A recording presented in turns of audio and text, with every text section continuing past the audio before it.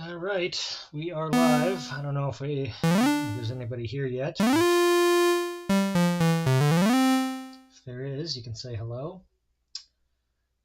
Don't mind me when I have to look over here at the chat window on my left. I think last time I had a lot of shots where my face wasn't even in the frame of the webcam, which sort of defeats the purpose of having it, although it also does allow you to hear me. So I've adjusted it to put it in a different position. This hopefully should be better. Also, last time noticed that I a lot of times was covering things up with my hand. Got to remember to use my left hand more often than not, and only my right hand for doing the mod matrix. So you can see what I'm doing on the mod matrix. Even then, it's going to have to be a mix of right and left hand, so you can see what I select over here. And then, but when I'm actually then making an adjustment, you'll want to be able to see here. So I'm going to try and remember that. And you can tell me when I screw it up.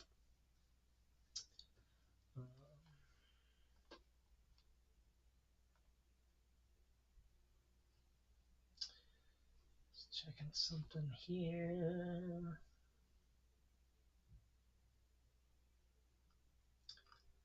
Okay, well, looks like maybe there's a person or two in the stream. So we'll go ahead and get started. By all means, do feel free to say hello once you've arrived. When you've arrived. You don't have to be super vocal if you are not in the mood to chat, but it is nice to know if people are here.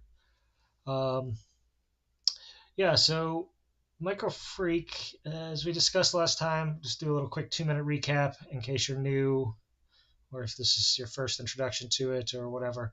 It's a very small hybrid synth in pretty much every sense of the word. It's digital oscillator, analog filter, is mainly a monosynth, but it does have a paraphonic mode that gives you up to 4 voices.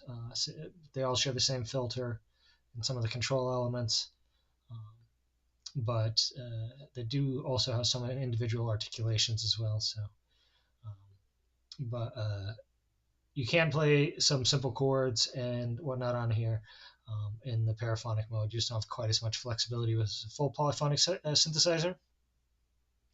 What really makes this synth interesting is it's got this digital oscillator section, which has about 20 different oscillator models going through a SEM style. That's Oberheim synthesizer expander model. That's what the SEM is. Style filter. It's a multi-mode filter, low pass, band pass, high pass, switchable, cutoff and resonance all the way up to self oscillation. And then for control elements, you have an ASR. It's an ADSR, I guess, but the decay and release share a setting envelope, and then a cycling envelope, which has a rise, fall, and hold time, which can also be used as an ADSR with sharing the decay and release, which would be the fall time. And it's also got some additional features. It can loop. It's the cycling envelope. It's a cycling part, obviously. It can loop. It can free run. You can avoid or adjust the curve of the envelopes. We also have a traditional LFO, which also has a sample and hold in random modes. I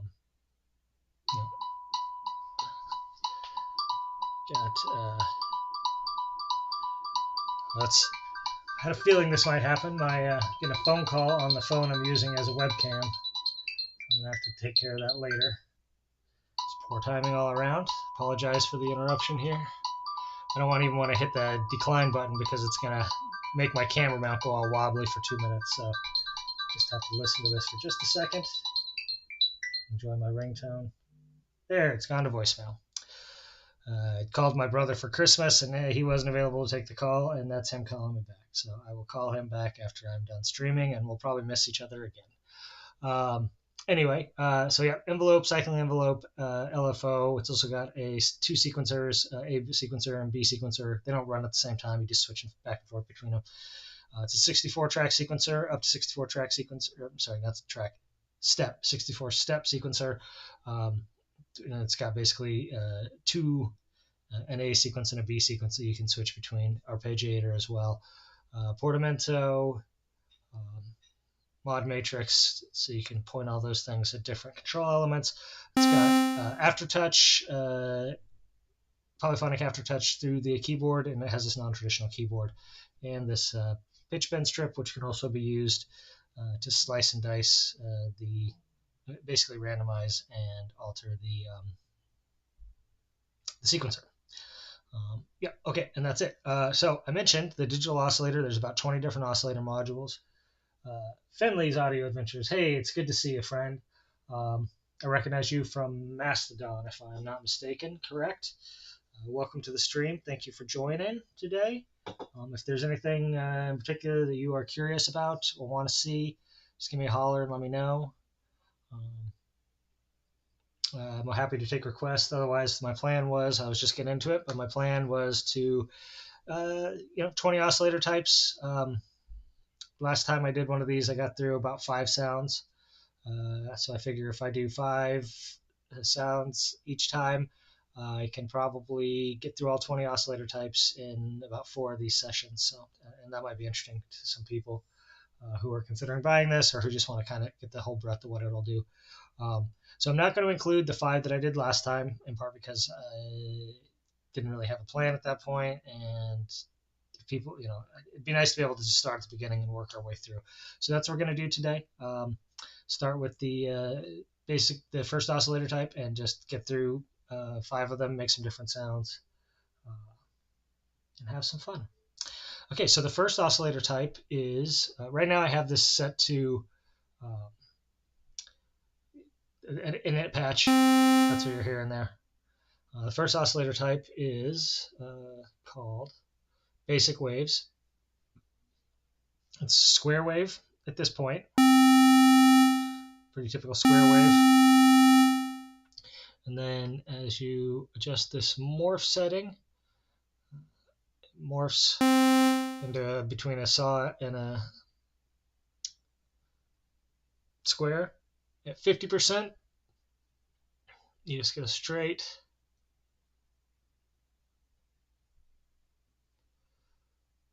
There we go. Saw wave. And at above that, you get 2 detuned saw waves.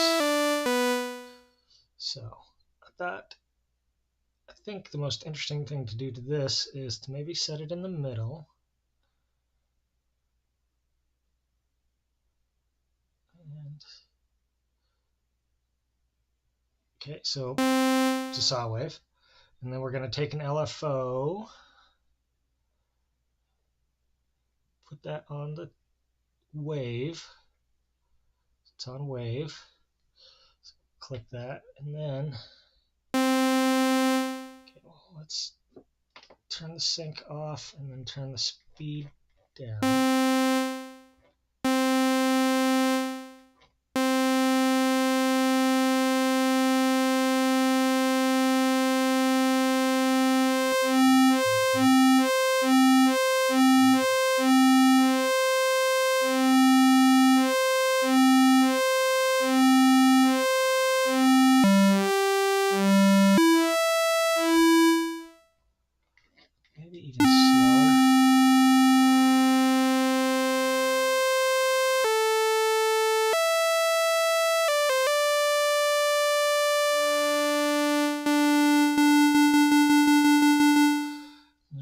Looks like the LFO resets. I wasn't honestly sure if the LFO reset or if it was free running.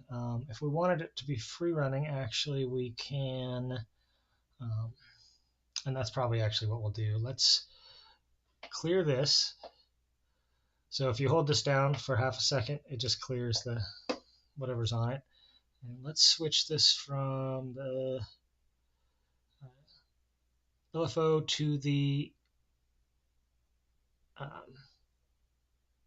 cycling envelope and set that to loop, which is a free running, right? Or is it? I think the loop is a free running one.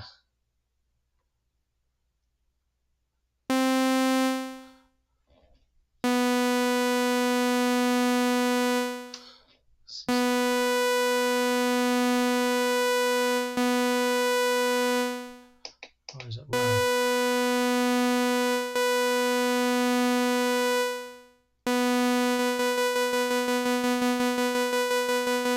Okay, there we go. So the run is the free running mode, which makes sense. Run, running, free running, yada yada.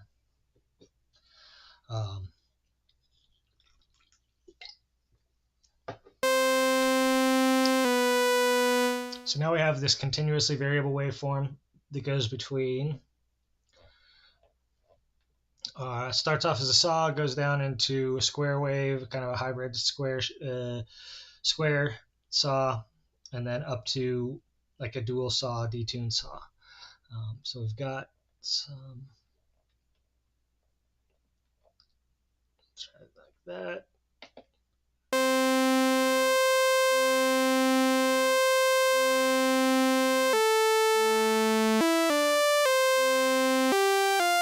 Cool.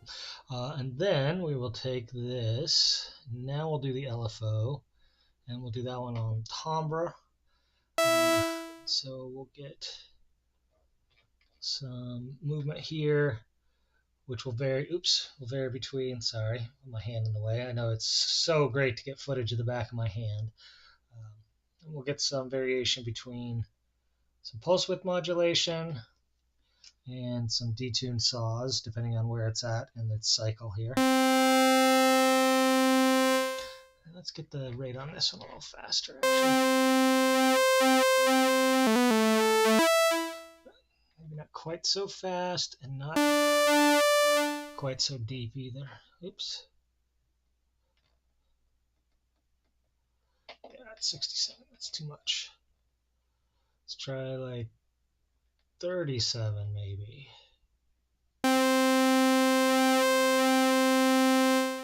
Switch it to a triangle wave.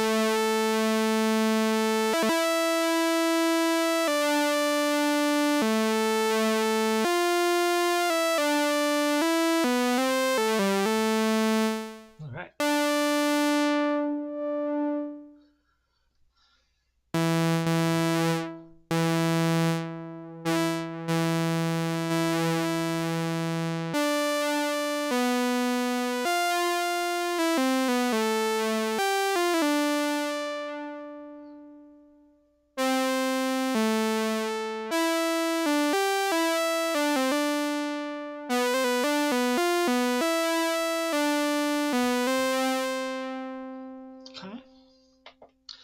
All right, so we've got the cycling envelope going, altering the waveform. We've got the envelope altering the filter cutoff. We've got an LFO altering the symmetry setting. What's the timbre setting is symmetry in this one. And we could now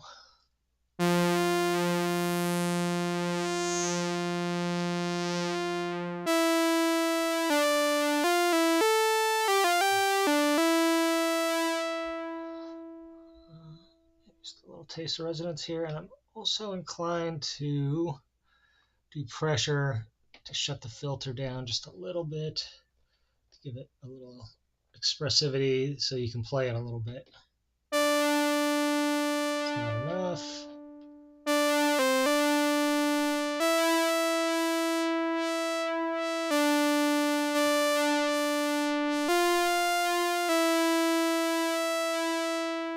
There we go.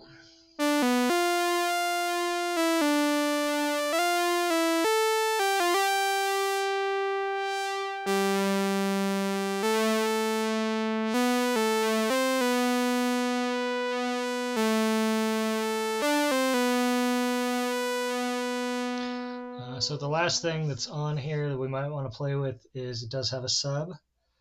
So we could add some sub oscillator to the sound. Fatten it up just a little bit. That's this final setting here, the shape setting, is a sub.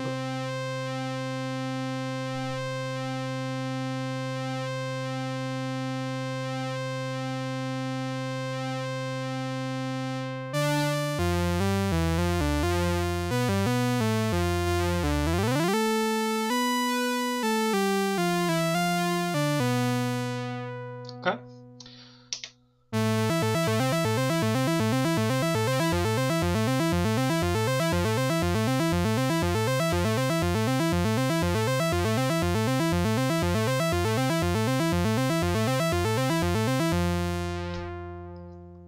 So it's not too bad. And that's the arpeggiator, obviously.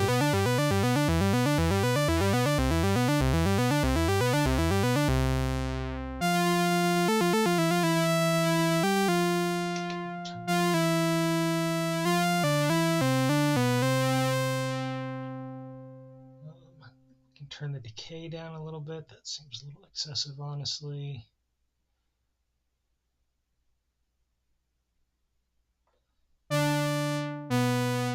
I do sometimes wish that I had independent decay and release opportunities on this. Hey, Swarmy Dead Insects.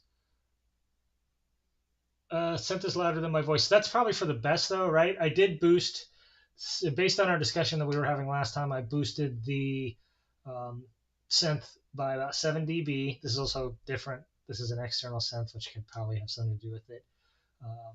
So if the synth is too loud, let me know and I can turn it down a little bit. I currently have my mic cut by 10 dB and my synth boosted by 7 dB. So there's definitely some room for adjustment on both of those. But I guess as long as you can hear me talking okay and the synth is not like screaming in your face and blowing your eardrums out, then it's okay. But by all means, if one or the other needs to be a little louder, a little quieter, just give me a holler and we'll do that. So Swarmed Insects too, I don't know, I assume you been watching for at least a minute here.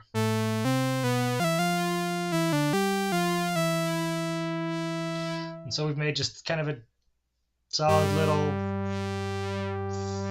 fake analog thing. I wonder if this is...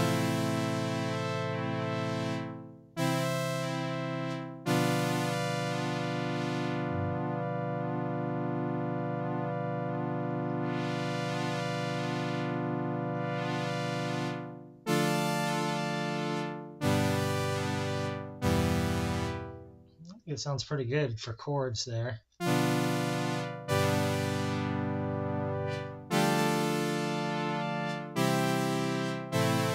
It's got a nice little bit of drama up front. Good, since not too loud, good to hear that. Swarm, I don't know if you heard the plan here, is thought it might be fun to just try and program a sound with all 20 oscillator types, 20-ish, it's like 19 or 21, something like that. But this is number 1.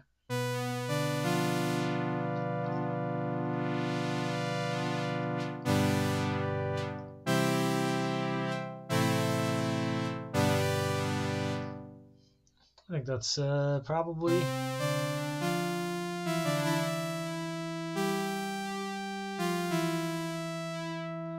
It's not bad at all. It's kind of a classic synth sound. Let's go ahead and dial up a save here. Call that one some keys.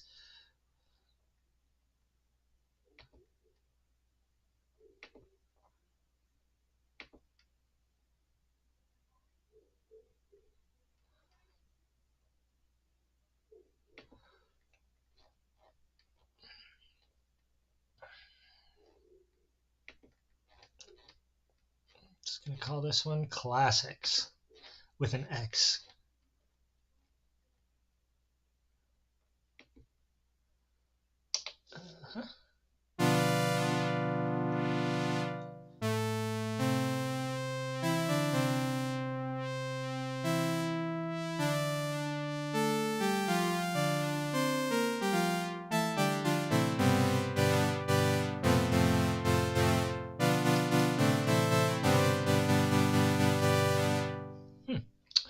Yeah, I continue to be impressed with how good this thing sounds. I've had it for like 5 years now. Never, I'd say never fails to impress me. Rarely fails to impress me. Okay, so in it. So this time we're gonna let's try the Superwave. Last time we actually made a super saw sound for someone who'd asked to do a Blade Runner thing. It was not a very good Blade Runner sound, but we did use the super saw. So let's do something different here and do super sines maybe. This one's interesting because it does do detuned sines as well as detuned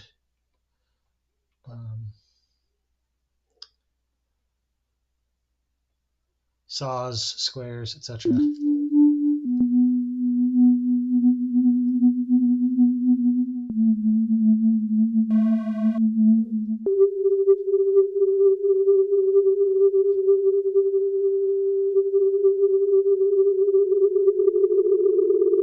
It's pretty wobbly up at the top there.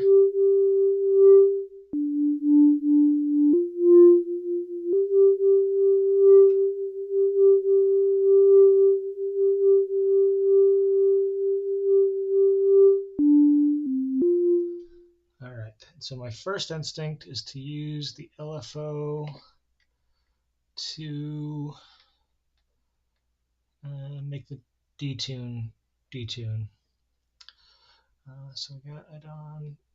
It's tune is timbre. So I got the LFO to the timbre. Switch hands so you can see here.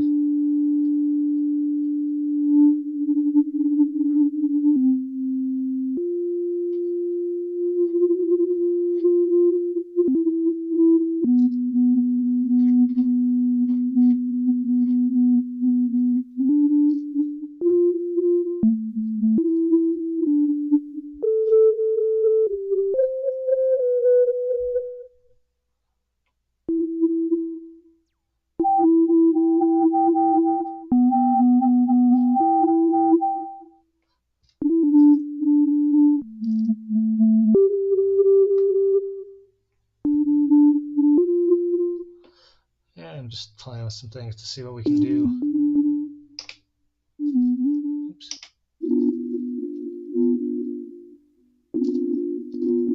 So the panel button, by the way, since I just hit it by mistake, might be a good time to talk about that. I meant to hit the paraphonic button, not the panel button. The panel button sets everything in the engine to whatever the knobs are set to. So these are encoders, so they don't matter. But as you can see, these knobs have pointers on them. So this makes this match. So we added some glide too.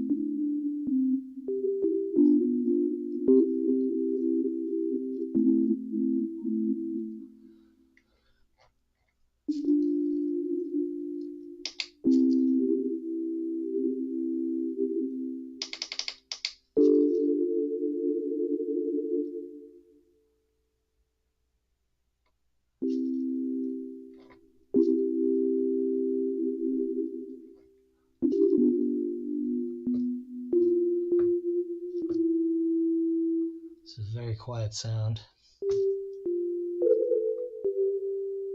Yeah. Swarm of Dead Insects says, has potential to be a spooky 50s B-movie soundtrack sound, especially with the wobbly detune. It definitely does. One of the actual really good presets on this, it's kind of funny, given my name, that is called Ether, and that's exactly what it is. It's a wobbly detuned super sine sound that's very ethereal, spooky 50s B-movie horror shit.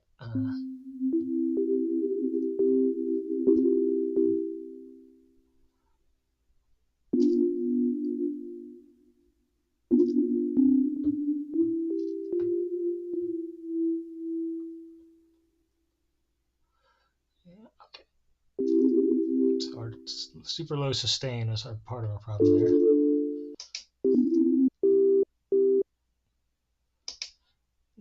Do you want that? Maybe we want a little bit of decay.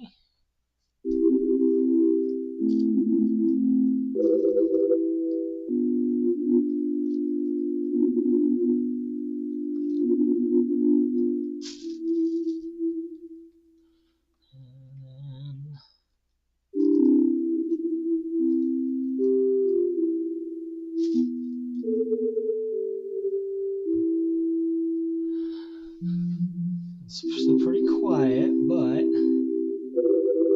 it's kind of interesting. Let's go ahead and lock that in.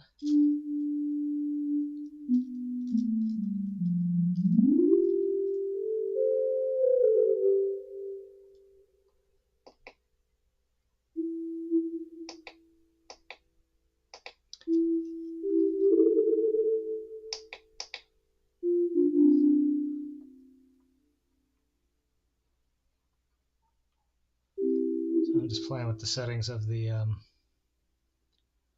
cycling envelope here, get it into a shape. Maybe we can put a little of that on the VCO part 3. Yeah, so this defaults to the VCO part 3, so normally I would have to assign it, but since it's defaulted to that, I don't have to assign it. I can just click over to it and let it do its thing.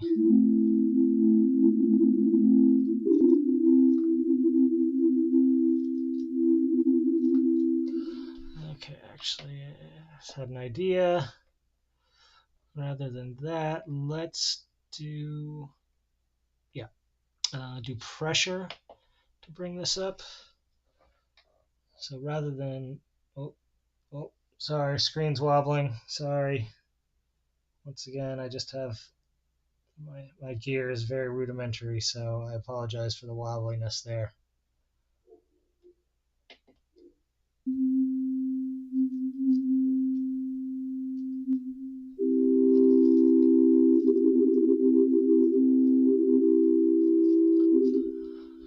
Okay.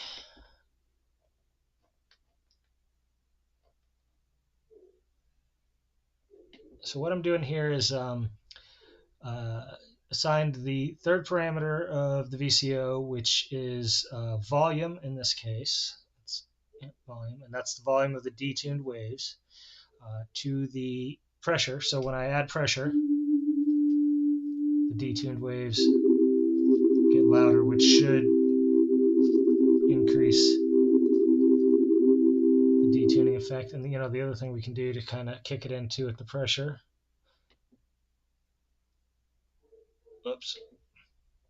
is have pressure go to, we'll just make it add just a little bit more.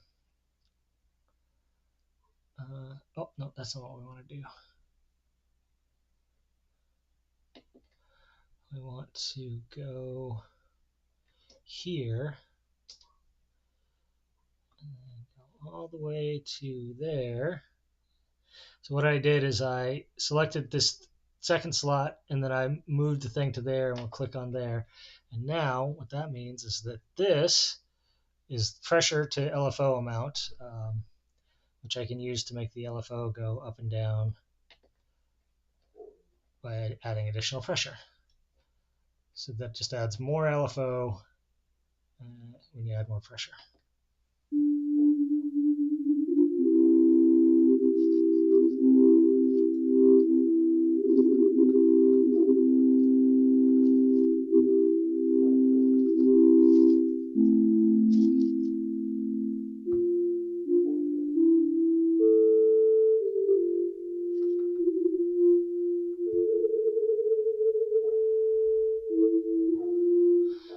Also going to make this even more unstable, is take this LFO, which is set to random, and we're going to add it also to the pitch, just a tiny amount. So that's a lot, obviously. It's way too much. So we're going to take it down.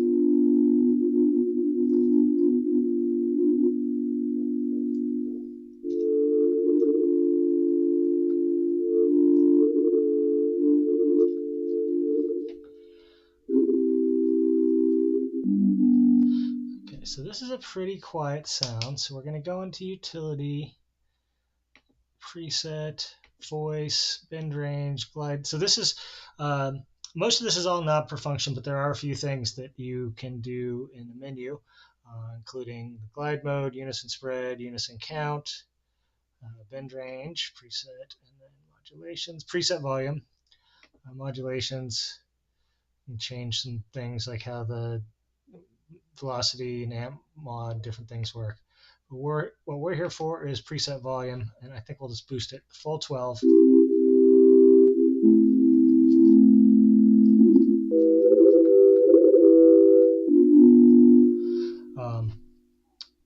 So that we can get a little more beef out of the sound. So the filter is basically doing nothing on this because sine waves don't have overtones. And so this is like 4 or 5 sine waves together, detuned and wobbling against each other, which does create a few overtones, but not enough to really do for the filter to do much, other than if you turn it far enough down, it'll make it quiet, which I don't think we really want.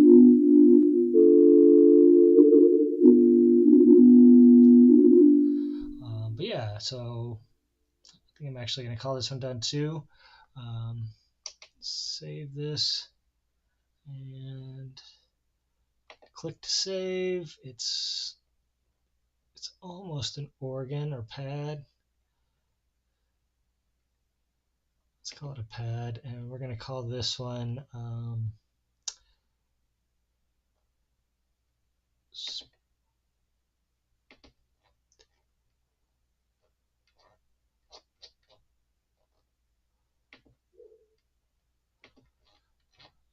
Spooky Bee. It's like a spooky bee movie.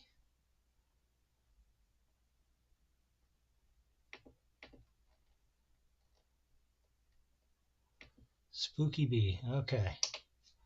There we go.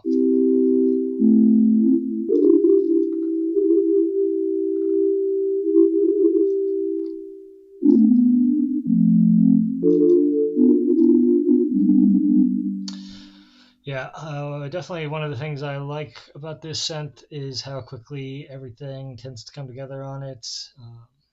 Part of it is how limited it is. But that's one of the upsides to that, to it being relatively limited, is there's just so many different things to do. Once you've kind of touched everything, well, what's left? All right, so third synth type is Wavetable. Now we also did a Wavetable. I know for a fact we did a Wavetable sound on one of our last ones, but that's okay. Wavetable. Yes, if you crank if I crank the resonance all the way up, it will self oscillate. Here, actually, we can go back and show you what that looks like.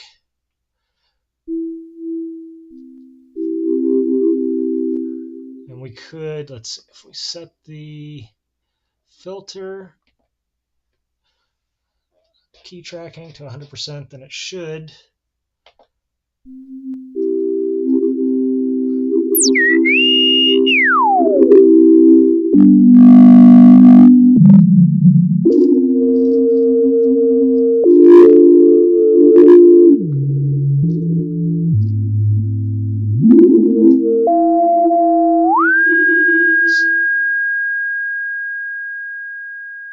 So you can hear that extra sine.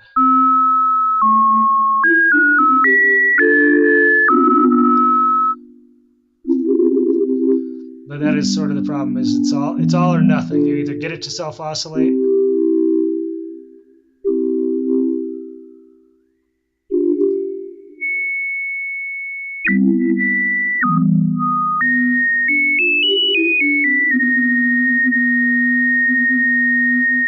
so it's a little hard to control. Might be an interesting thing to do in another patch, but I think we'll leave the Spooky Bee just like it is. I definitely feel like this could be a usable patch. I mean, obviously it's not the kind of thing you're going to use every day, but sometimes you need kind of a spooky, spacey chord sound, and that's a good one. Okay, so let's do the wavetable. I know we did a wavetable sound before, but this is one of my favorite engines anyway. And there are 16 different wavetables. There's also a user wavetable oscillator where you can put your own wavetables in it, and it actually has some different options. The first two, which wavetable and then position the wavetable, are the same. The third one, this one has a chorus, and the other one has a bit crusher. So you can, even if you put the same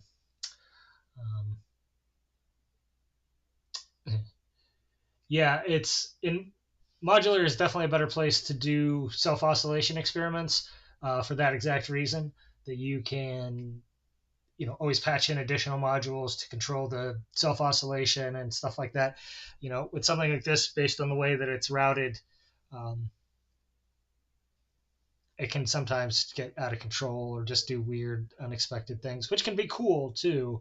But yeah, it is one of those things you really kind of got to be in the mood for what it's doing because you don't have a lot of control over what it's doing. It's just doing its thing. But yeah, so let's see here. All right, so I want to pick a number between 1 and 20. Maybe I can find a 20-sided die here. It's 16 wavetables, but that's pretty close to 1 and 20. Here it is. Nope. Oh, I have a 20-sided die somewhere, but there it is. Got a little die cup here. The roll. 16. There we go. So we'll use the last wavetable. This is how I figured these things out.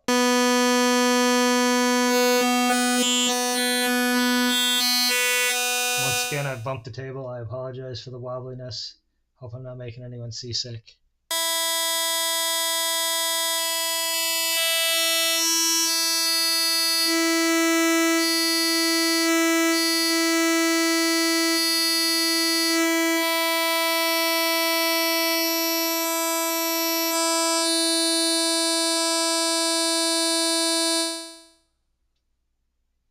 Okay.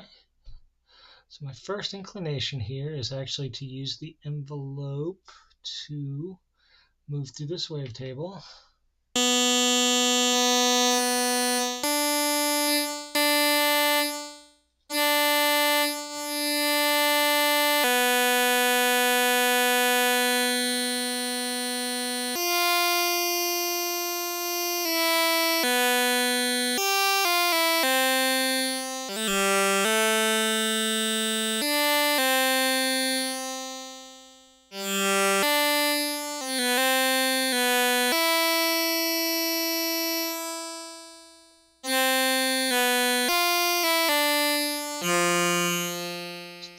Release on that for sure.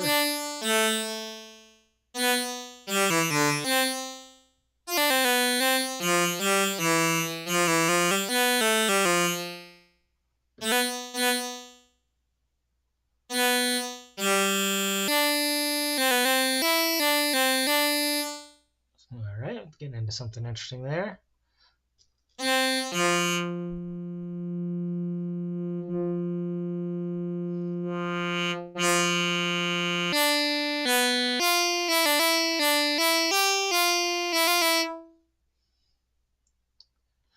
So I actually feel like what we're going to do this time is use this as in the envelope mode. We'll put a little hold on there. Or sustain. I'm sorry, it's sustain in this mode, isn't it? Okay, and then we will, we'll move cycling envelope to filter cutoff.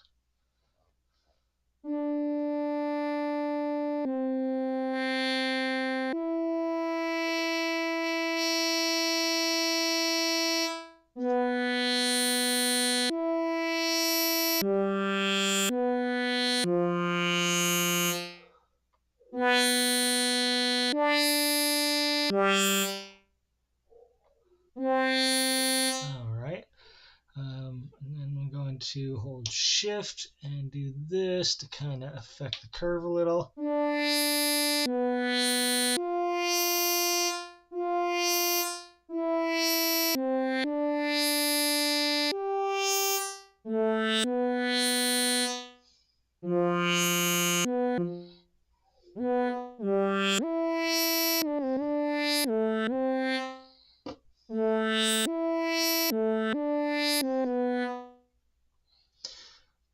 Added a little portamento there.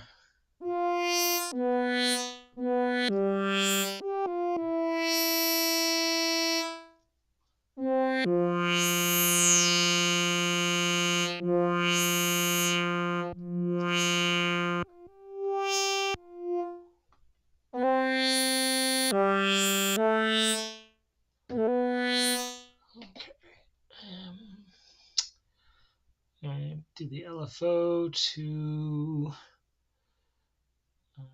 do that to wavetable position as well, because it's just a classic. That's obviously too fast.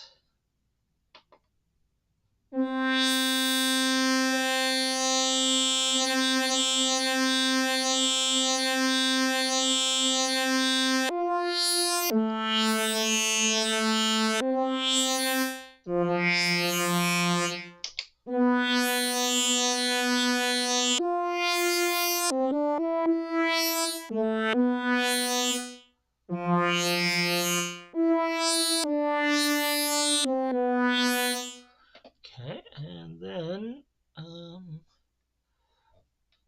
think this is a good candidate for filter tracking.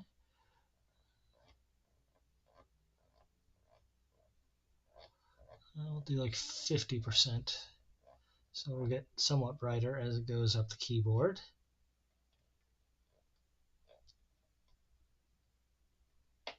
I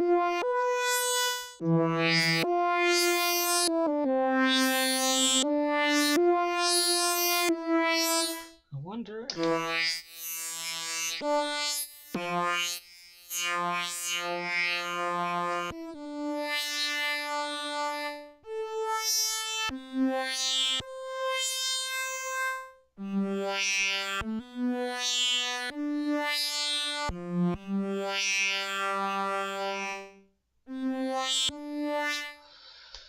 I like the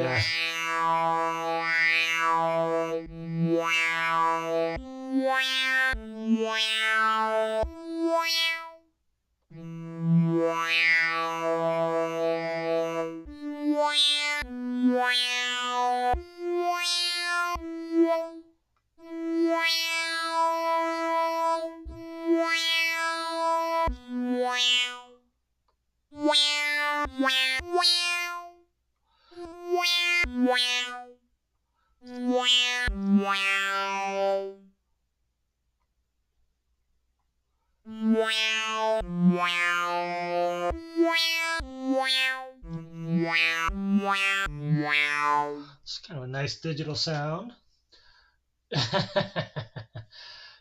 Yamaha ad-lib DOS sound, game track sound. That's my whole.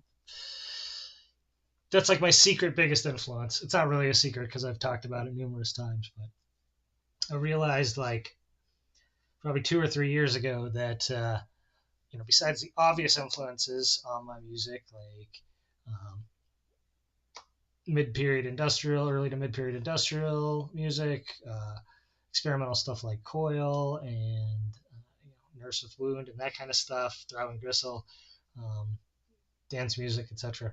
That the secret influence on all of my music was video game music, from really going all the way far back as the Atari, but definitely encompassing that ad-lib Sound Blaster vibe. So.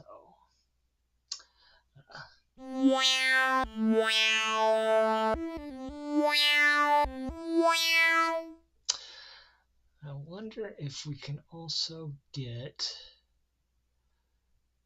Oh, look, we're not even using it for anything. So pressure to. Okay, so we want to do pressure to that. So doing pressure to the rise time. So the more pressure, the faster it will rise.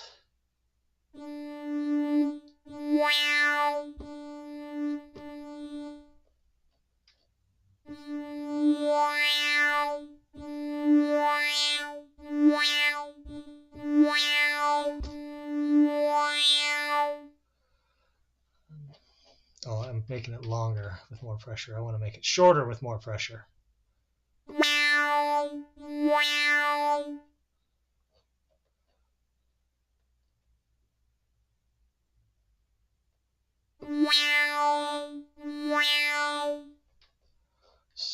That's too much of an effect. I want it to be relatively subtle. I mean, I want you to be able to hear it.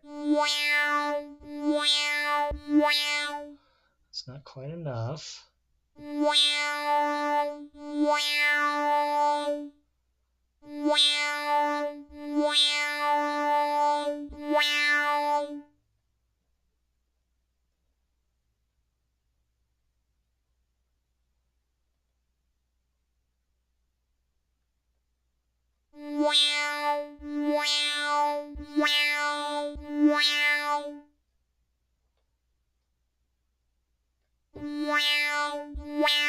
There we go.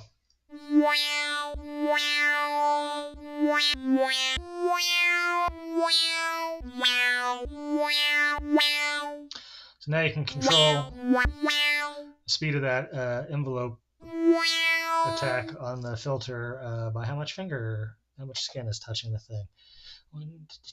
Yeah, and I didn't really go into it this time, but this is a good example of once you've filled in 1, 2, 3, 4, 5, top to bottom, all of those, you're not necessarily done, but it's time to start asking yourself if you are done, because now you've used each control element on a different or on some of the same. Like obviously here you have a couple things affecting the timbre, a couple things affecting the cutoff, and one thing affecting the speed of this envelope, but nothing affecting the wave, because that changes the wavetable, nothing affecting the pitch. It's obviously something we could do, but and then yeah, these other assignable ones, there's nothing on those either. The other thing that might be interesting to send to oh right, we might want some chorusing, might want to use some of the chorusing.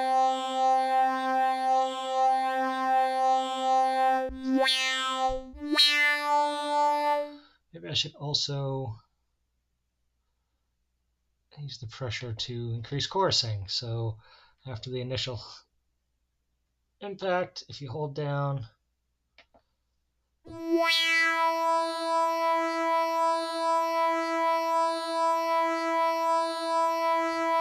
maybe even more.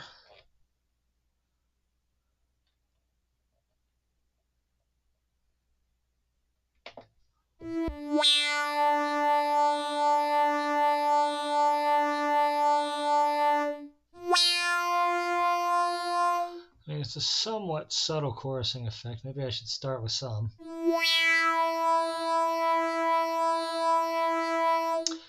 Yeah, I'm not sure I really need that. Maybe we'll just make it a real subtle thing. Actually, you know what? I'm just going to get rid of that altogether.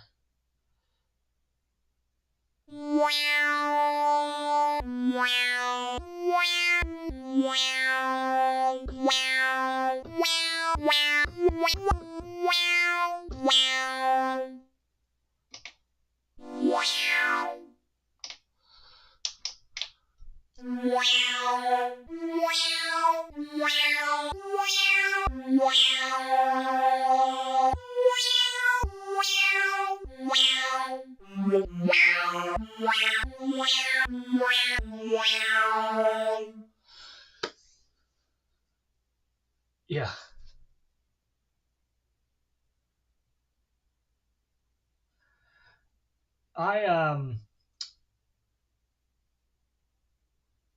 My first like 2 synths were Yamaha 2-op FM synths. One being an original Sound Blaster Pro, so not original Sound Blaster, but Sound Blaster Pro. So I think it was like, no, it wasn't a 16-bit one though, which that was the Sound Blaster 16. Sorry, I'm really old. It's hard to remember all these things. I think it was a Sound Blaster Pro is what it was. And then I also had a PSS 470, 570, I'm not sure which one it was, but one of the ones with the little sliders on it that you can program the 2-op FM. I was on my way already to getting more real synths at the time, so I kind of dismissed them, but those definitely deeply influenced my love of FM. So, do we like this better? I think I actually like this one better without the unison.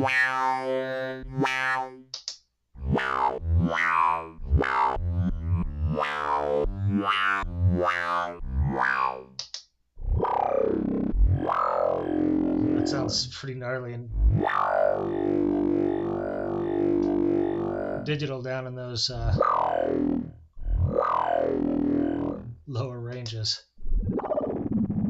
You can really hear what's going on in my wavetable.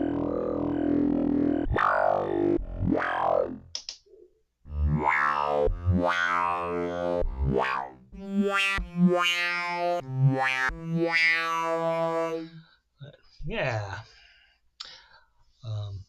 Yeah, anyway, that's definitely my, the lower octave does slap on that. Maybe that's, I should save it down.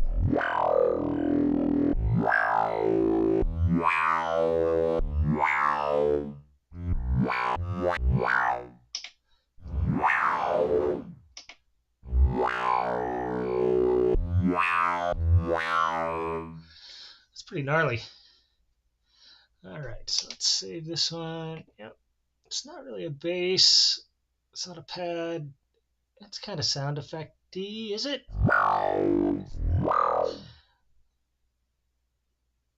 It's not a vocoder.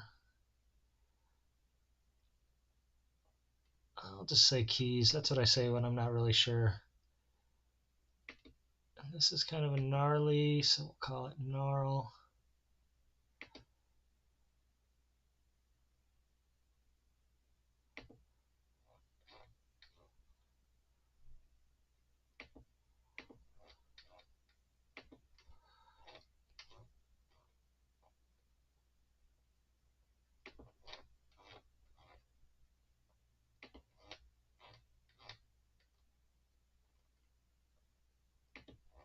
Gnarl Table. Save.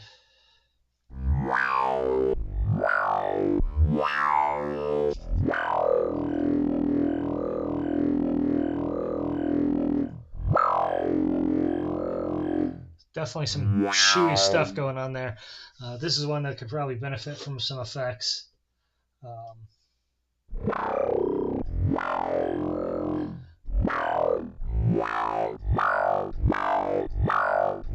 Some delay or something. I don't know. Some phasing, chorus. All right. Next, I think, is the additive oscillator. Yep, Harmo. That's the lets you add harmonics. So let's see. As I recall, the first one is how many partials you have. Second one is goes between triangles on one side and sines on the other. Sines, of course, is the traditional way of doing additive. Triangles gives you a little bit more harmonic content per partial to work with, but not a huge amount. And then last, we got a chorus, which does chorusing things, thickens the sound up.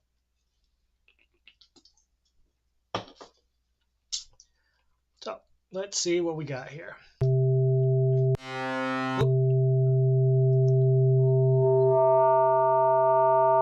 Everything down. So you can see it gets more complex.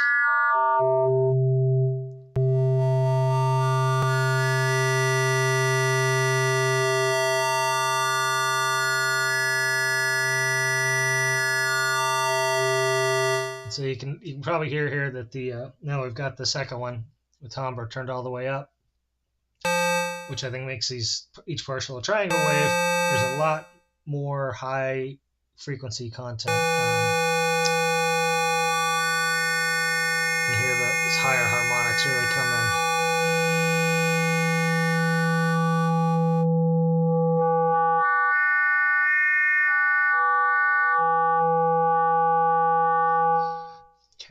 All right, so while doing that, I just got an idea to do a sample and hold on into the, there we go.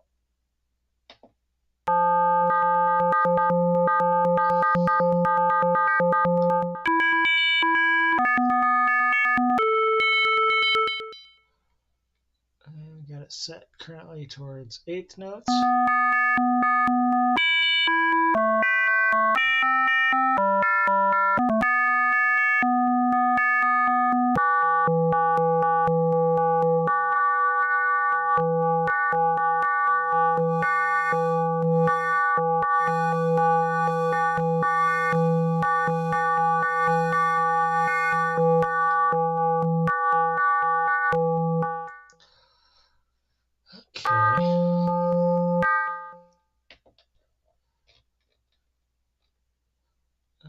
now I'm thinking about taking the cycling envelope and using it. It's in its free running mode. And I was thinking about using that to add just a little bit of, go into that triangle range just a little bit.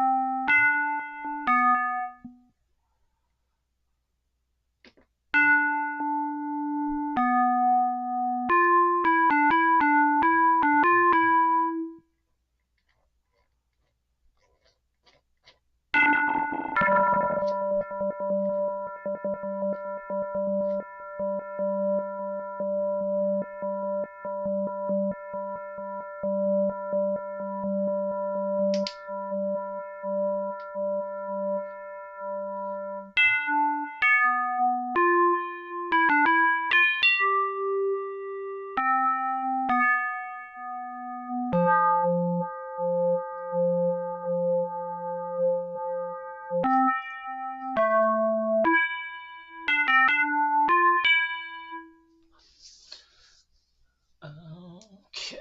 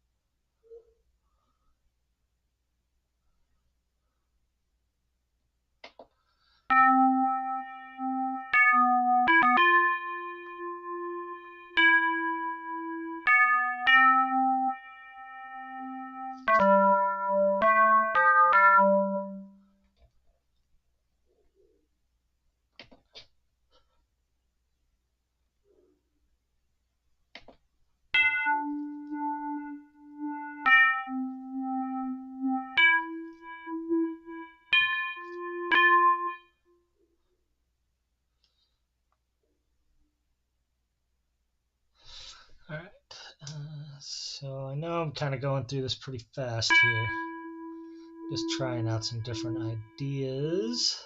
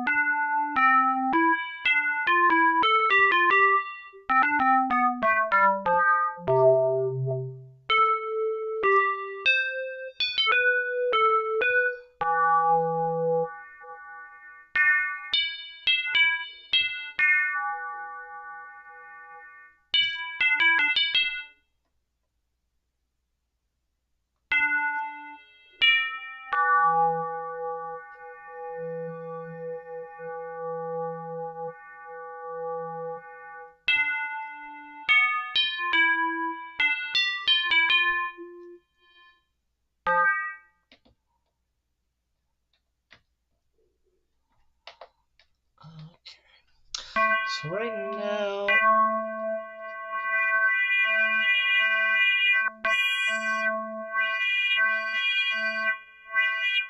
yeah, I think that's better actually.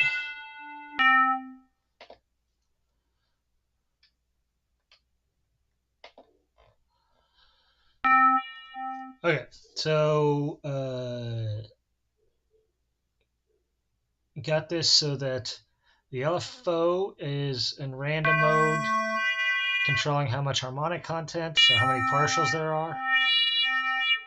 Filter cutoff is controlled by pressure, which also more pressure opens the filter and also makes it slightly more resonant. I think I might turn it down just a little bit since we're going to be adding it.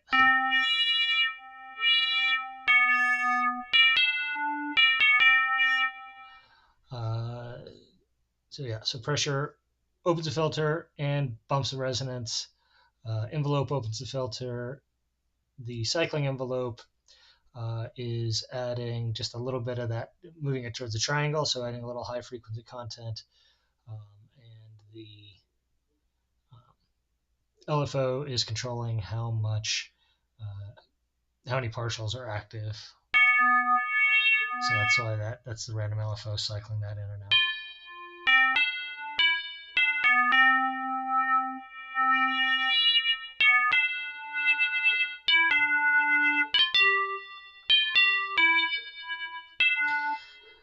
So that's another thing that's kind of cool is you can get some expression where you wiggle your finger and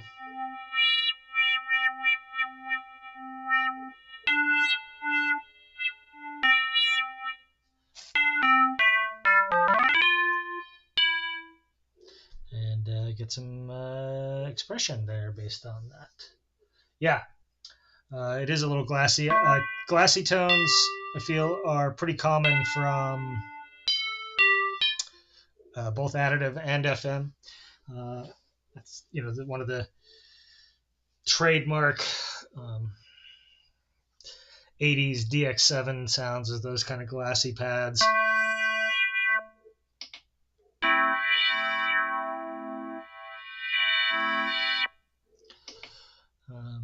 And yeah, that's a good idea for a name. Yeah. Oh, save. Boom. This one's kind of a lead sound, maybe.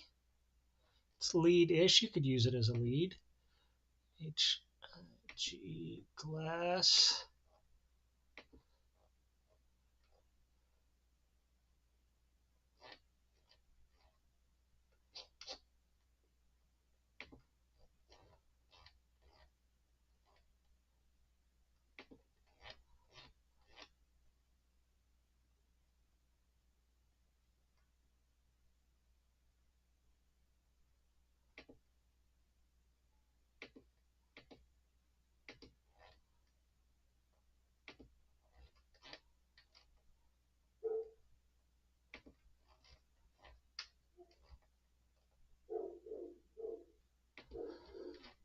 Yeah. And Glassy Lead. There we go. Save.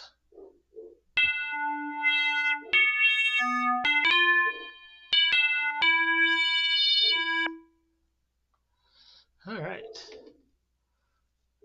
And next we have Karplus-Strong. There we go. So Karplus-Strong is, if you're not familiar, is a physical modeling algorithm. It uses very short delays, bursts of noise, very short delays, and a filter with feedback loop to generate percussive and string sounds. It does really good, very realistic plucked and bowed string sounds. And you can also get some drum tones out of it. But really, it's probably best for those plucked string sounds and bowed string sounds. It is kind of nice. It's one of those oscillators that's the perfect kind of thing for the MIcroFreak or synth like this that's got a ton of different algorithms, because it's somewhat limited. Like, you wouldn't want to have a synth that was just Karplus-Strong, probably, unless it had a lot more parameters than this one does anyway. But it is pretty handy to have as an option within the larger engine. So that's what the default sounds like. So it's got a bowing setting here, and then decay. So it's kind of got a built-in envelope. Timbre is position, so that's the relative position of the exciter in the model, I want to say. So let's just mess with each of these. So leaving this as it is here.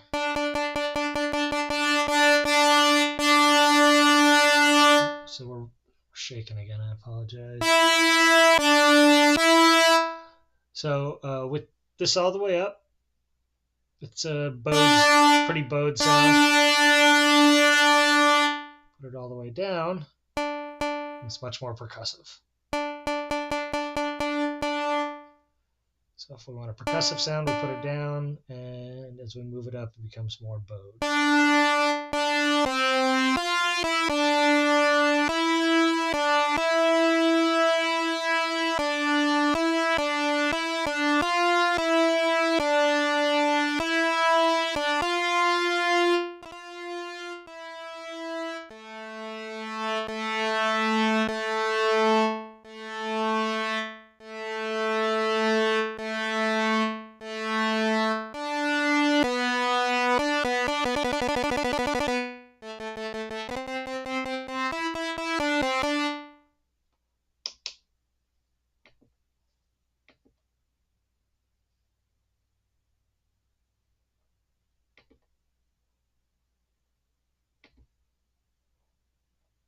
Sorry, I'm just looking at something. There we go. Envelope legato is on.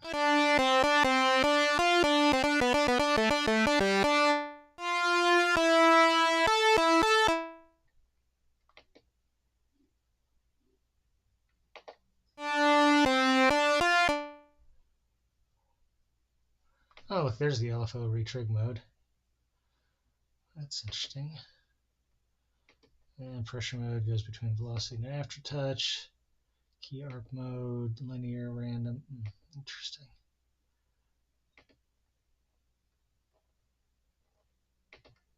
Okay. I don't actually.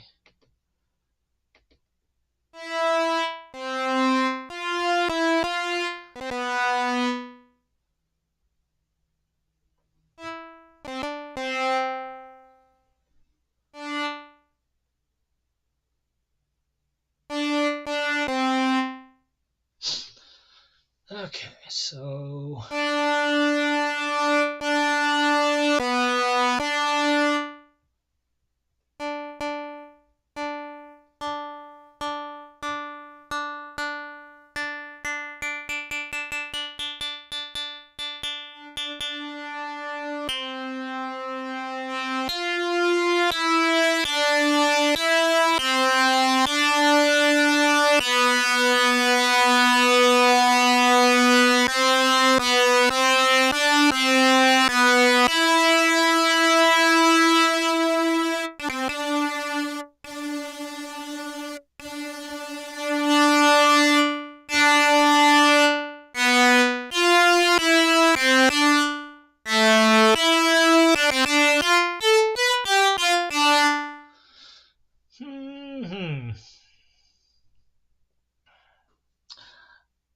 I'm not feeling any inspiration on this particular one yet, so that's why I'm just kind of screwing around.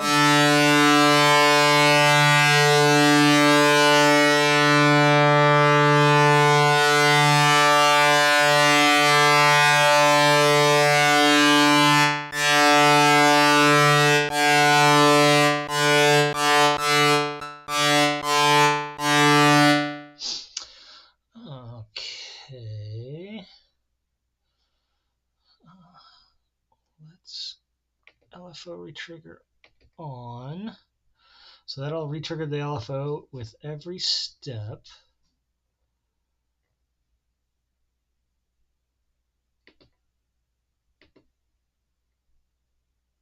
Okay, I want the sync on. I want it set for that. This is all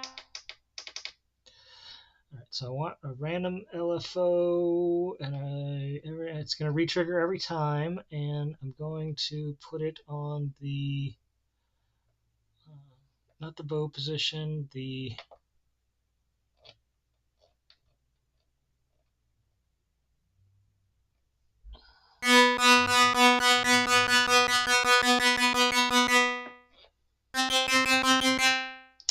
not sure if that's what I wanted after all. Let's try it on the bow position.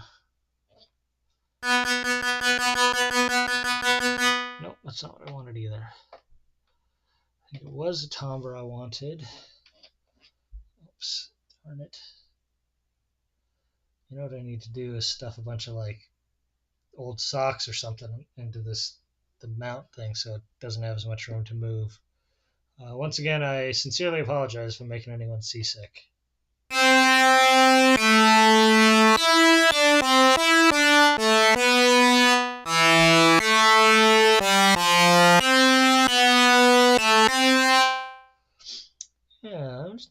all that much difference.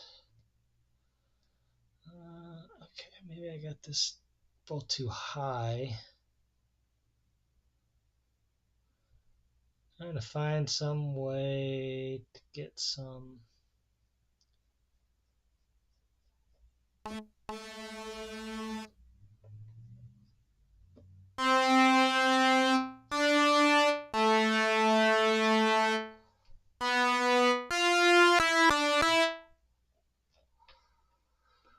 Some variation so that every time we hit, we get a slightly different tone. Well, or even radically different.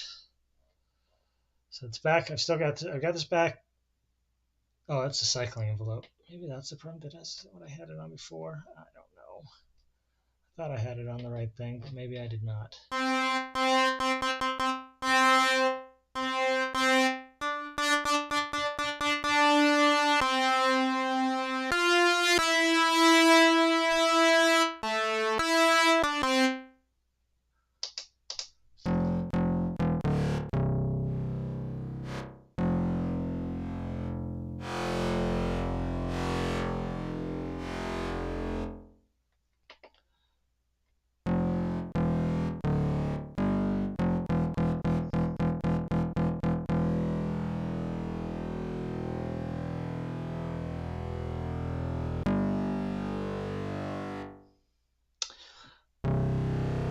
Now it's kind of an interesting dubsteppy bass.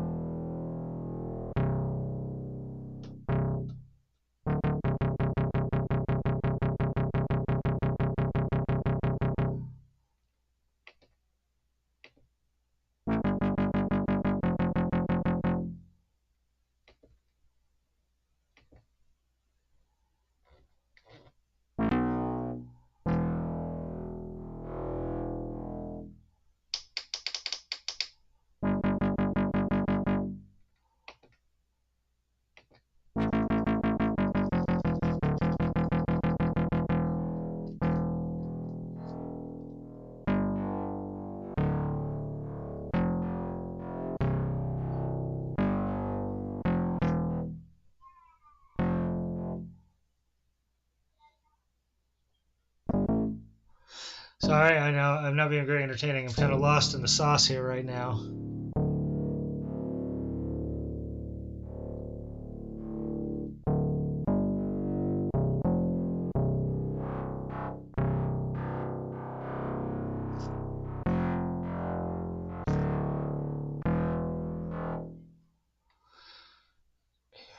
It's one of those situations where I kind of expect this to work a little different than it's actually working, and I'm not exactly sure what's going on.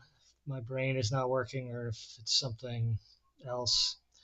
I was hoping to get basically set the LFO to retrig, or not, yeah, so that it retriggered with every, and set it to random so that I get a different random value every time, and put it high enough so that it would be hearing that on the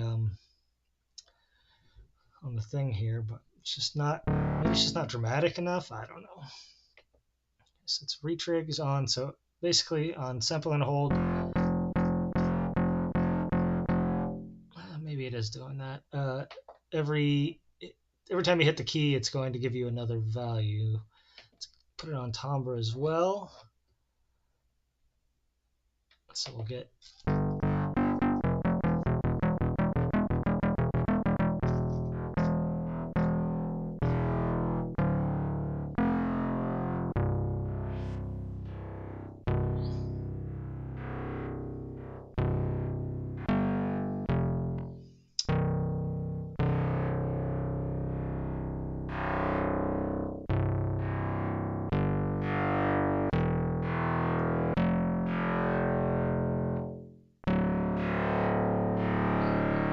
is that? Speed this. Yeah, I don't have the cycling envelope on anything, so I can't imagine it's doing much.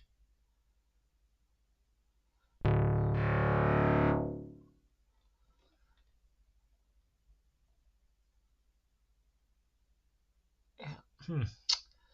Interesting.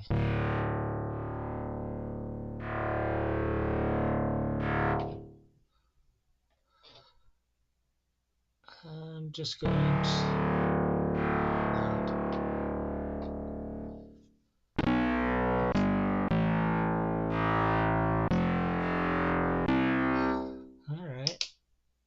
This one is okay. I will admit this engine is one that I don't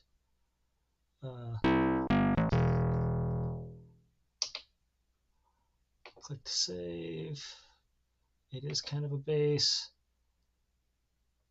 I don't use this engine a lot. It just doesn't often speak to me. And then sometimes I have made some nice string pads with it, so it's pretty good for that. Maybe that's what I should have done, but it's one of those things where like I've already done it, so it's not that interesting to do it again. Maybe it would have been worthwhile to show y'all. Okay, bass, save. Okay. Lower. Oh yeah. So sorry. It's. Did that end up in the realm that you thought was interesting?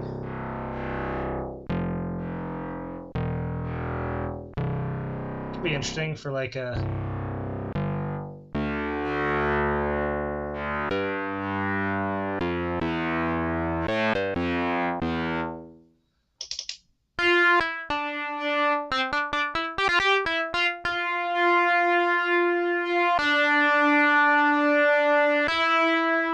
The higher ends are interesting too, maybe with some chorusing and delay and stuff to pretty them up. Yeah, it's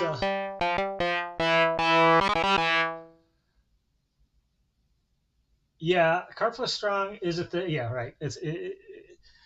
And sometimes it can do some interesting effects and sounds, but it's just one of those things that's like, unless you maybe have some kind of crazy dedicated setup to it, either in modular or synth like that steam pipe thing that Erica is making,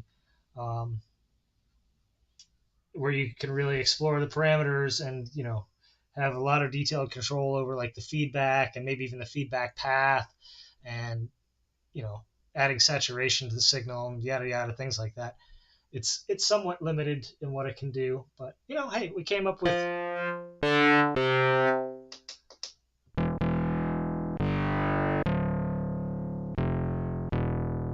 it's kind of an interesting bass, a little flabby. Maybe you could layer with something else to give it a little more definition.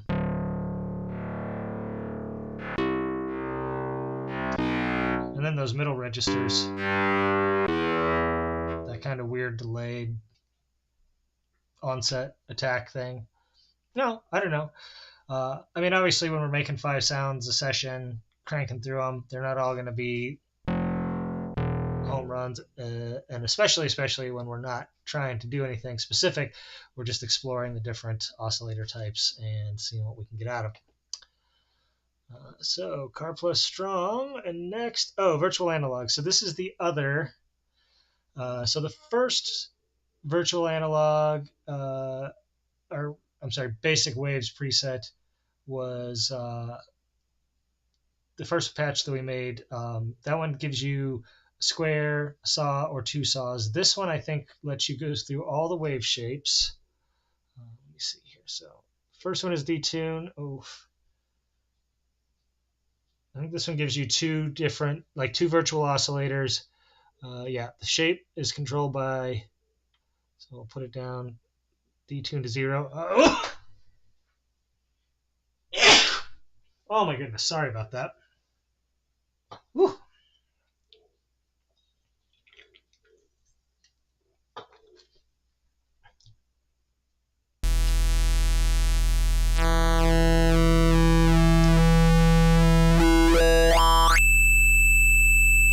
So it's got a hair in my mouth there, beard hair, loose beard hair. Speaking of glassy, that gets all the way up into some sync type sounds.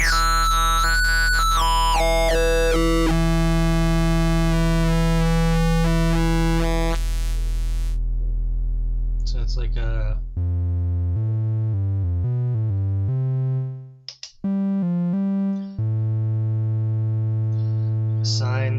sinusoidal sound here.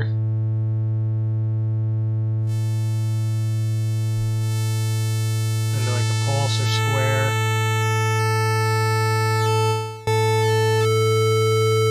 And it gets pretty rapidly into those. Oh, here's where we do the wave. I see.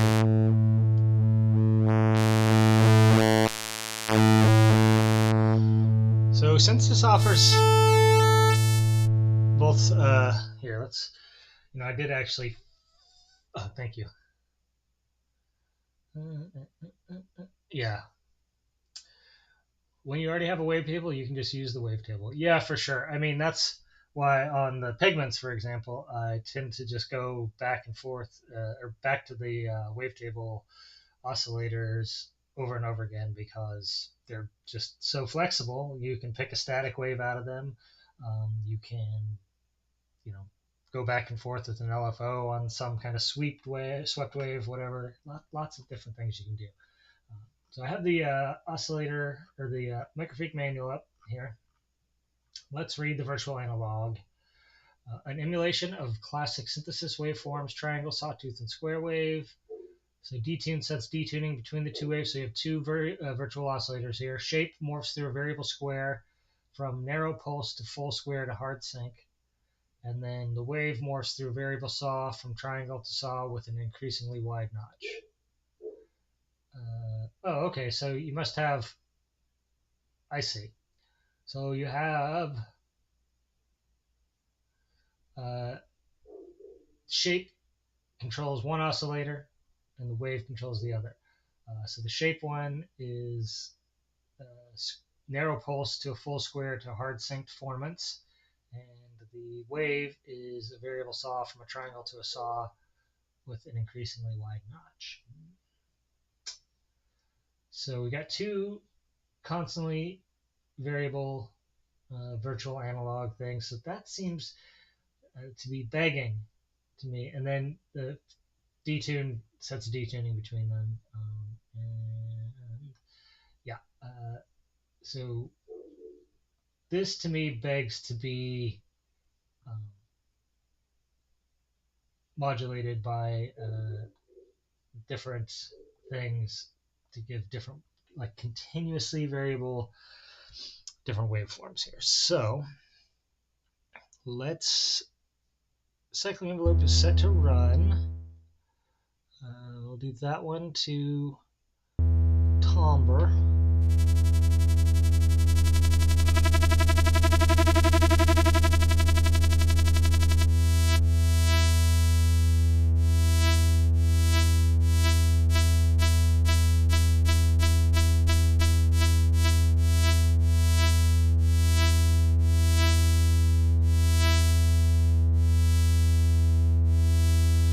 So I've set the hold here so I can just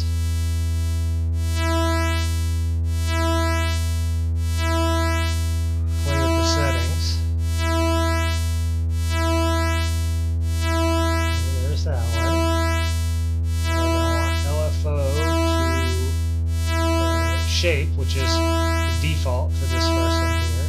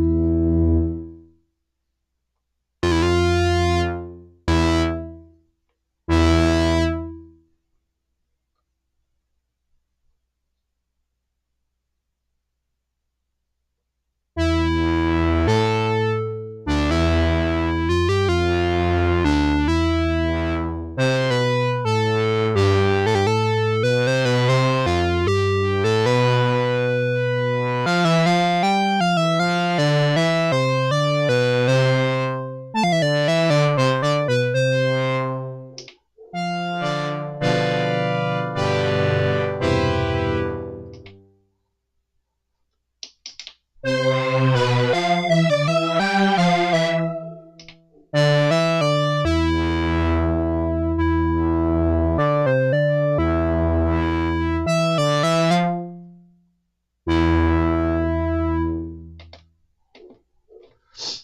right. So what I just rapidly did there is tweak the filter and resonance settings to kind of get something I thought sounded good. I used the dedicated filter mount knob to assign a bunch of the filter to the, or a bunch of the envelope to the filter. And I took this envelope settings.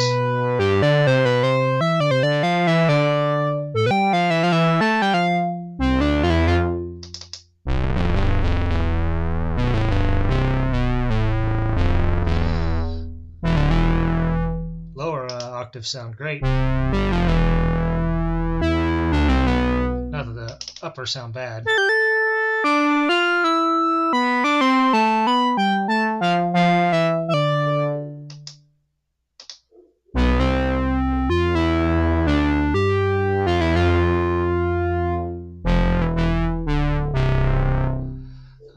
And then I wanted to use the pressure to open the filter. It's one of my favorite things to do. It's, once again, I'm sorry. I will try and figure out another solution or some sort of adjustment to the solution for the camera mount so that it's not so fucking wobbly.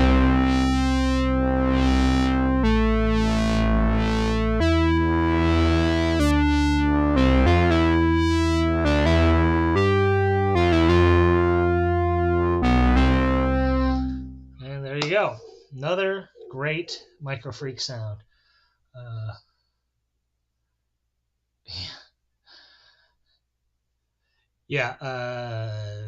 You can definitely get some good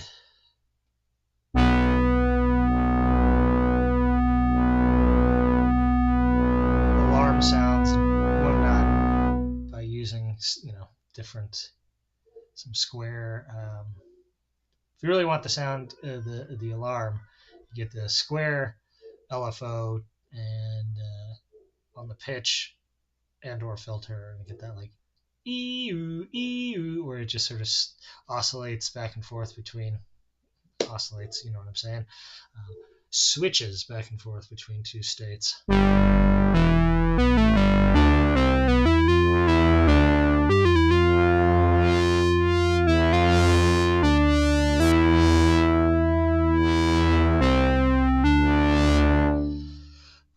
So this virtual analog gives you a little different vibe than the other one. It has some downsides too. Like, I don't think there's any way, for example, to not use one of the waves. Like, you're always going to be using them, so you're going to have to morph them into shape. But I guess if you just need a single waveform, that's what you use the basic waves instead of this one. But yeah. And then the shape on this one is, all right, that's the wave shape.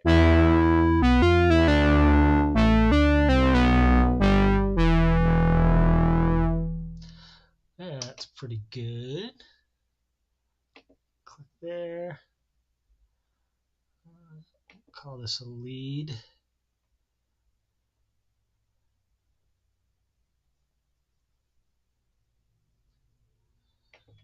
Virtual.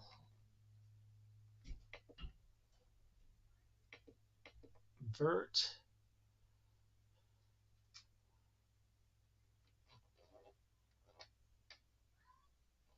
Yeah. Some days I feel real creative about names, and some days I don't. This is more of a don't. Virtalog. Because it's virtual analog, get it? Haha, so it's so clever.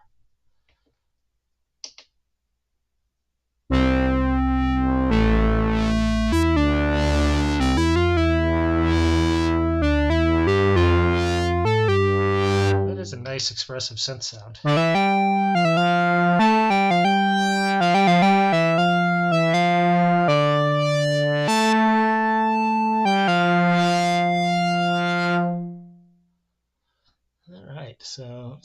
So far today we've done this Classix.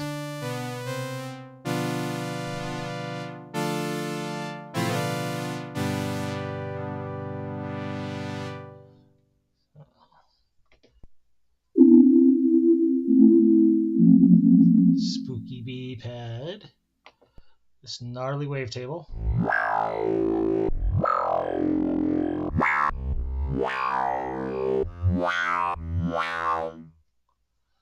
This glassy lead.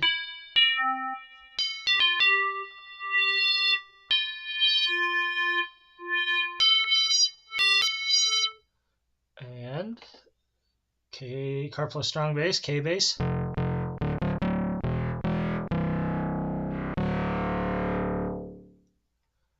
And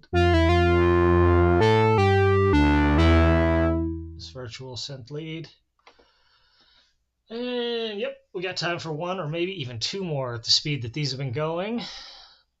It is kind of nice when you've just decided to work your way through all the things, because there's never any question then about what comes next.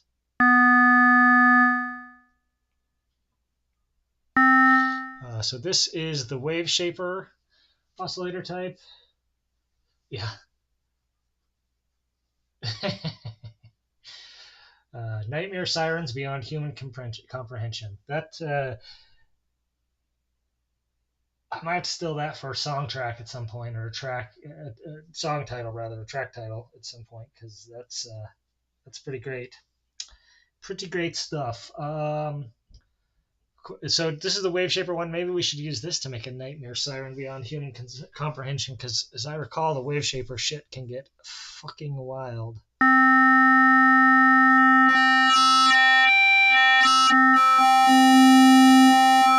So that's the first control. Here, let's put the hold on.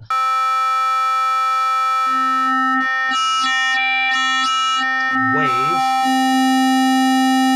Here, let's look at the manual too. Wave shaping oscillator. Description. This oscillator model is a combination of a waveshaper and a wave folder. A waveshaper acts on the rise and fall stages of a wave. It can make the rise time of a triangle wave steeper, turning that triangle into a falling saw. It can also change the curve of the rise and fall stages. Each of these changes will affect the number and amplitude of harmonics the oscillator produces. More harmonics means a richer or sharper sound. Original model was based on a feature found in the Surge Waveshaper. A wave folder folds a wave back on itself. Usually when you boost the amplitude, it'll start clipping, but i.e. the top of the waveform will cut off, so you get a digital, it turns into a square wave essentially. But a wave folder prevents this from happening by folding the wave. If you've never seen that, it's actually pretty wild. It literally just folds the wave down, and I don't know what kind of magic is going on behind the scenes to make this work, but so if you have a sine wave, if it gets clipped, it just gets clipped off. You just cut off the top, and then you end up with something very much like a square wave. But with a wave folder, instead of getting clipped off at the top, it goes down. Then the folder puts it down, and you get these Batman-shaped wave.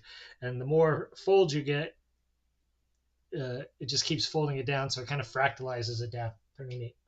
We've got three controls here. The wave sets the Waveshaper waveform. The amount sets the wave folder amount, and the asymmetry sets the waveform symmetry. So that means, is the top going to be the same as the bottom? Asymmetric waves, I want to say, tend to be more complex harmonically and tend to have more higher harmonics, I want to say, but that's what I think. That's what I think is true, but not a scientist, not a scientist. Okay. Oops.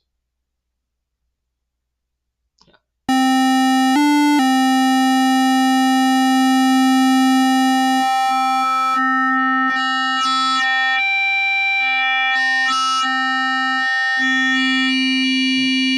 There's the wave folder doing its thing. With the wave folder off, this is the range of waveforms we have.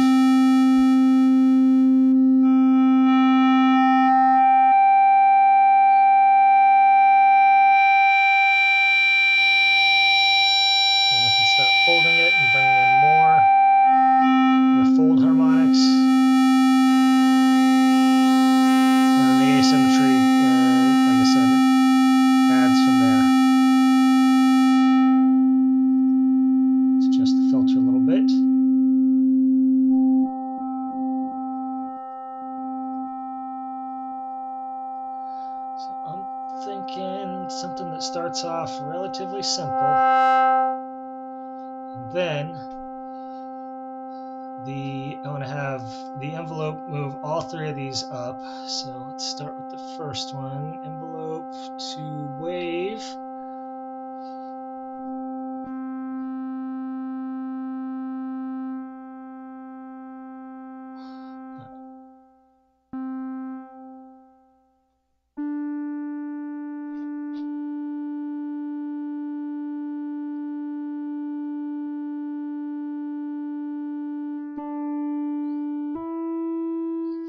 Okay, and then envelope to timbre.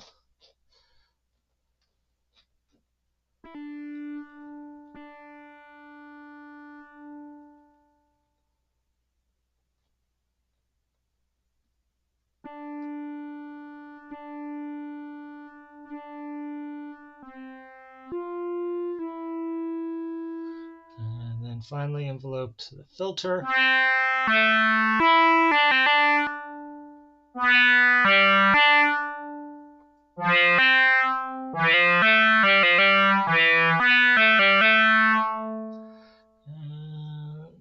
And also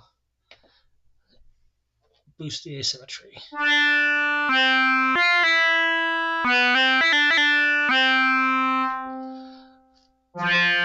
So this envelope's doing a lot of work.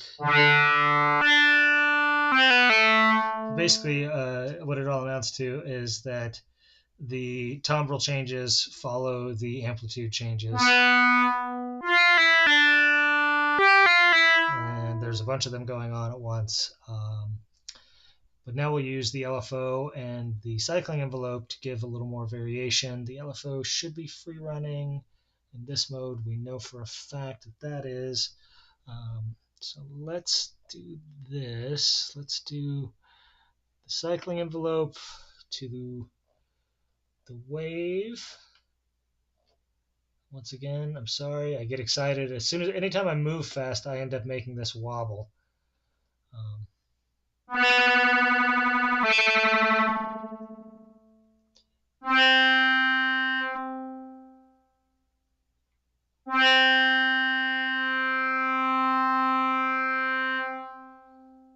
And sometimes I get excited, and then everything gets all fucking wobbly. Alright,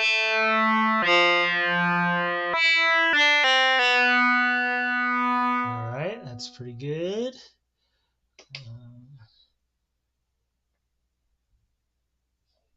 Do the LFO to the second one here. And the same kind of thing. Maybe we should actually have this one go negative.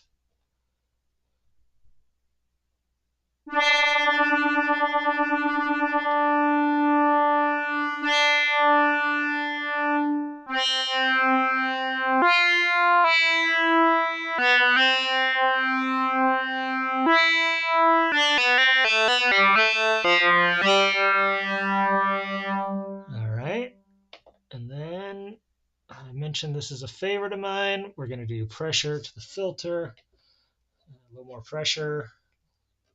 You can open it up so we can hear those gnarly tones.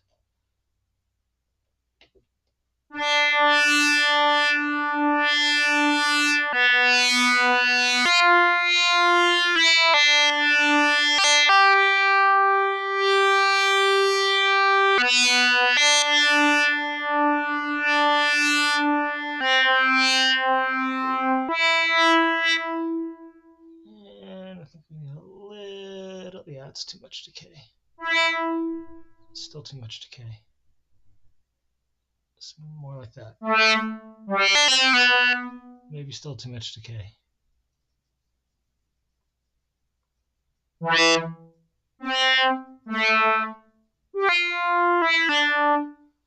can always bump the sustain up just a little bit here.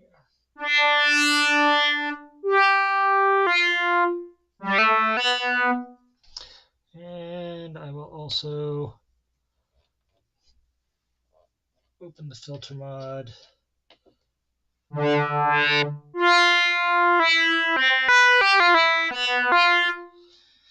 we go. It's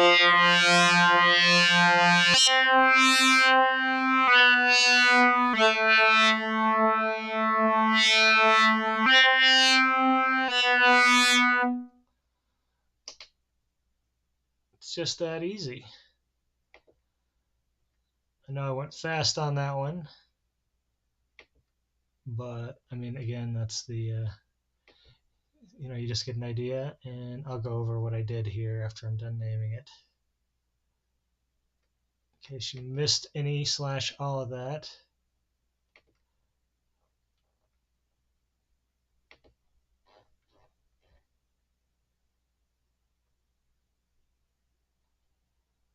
I'm calling this one Oceanic because there's lots of moving waves in it.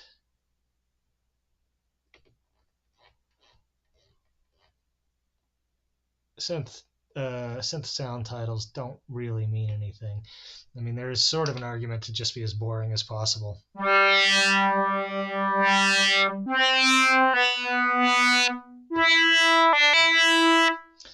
So that people know, synth lead, square lead, sync lead, whatever, just this utilitarian kind of basic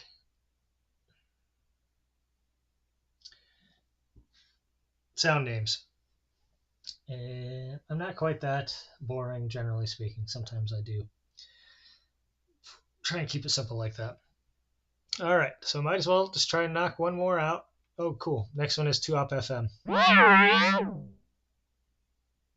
Oh, I just changed the engine type on this. All right, so let's go to the next patch here.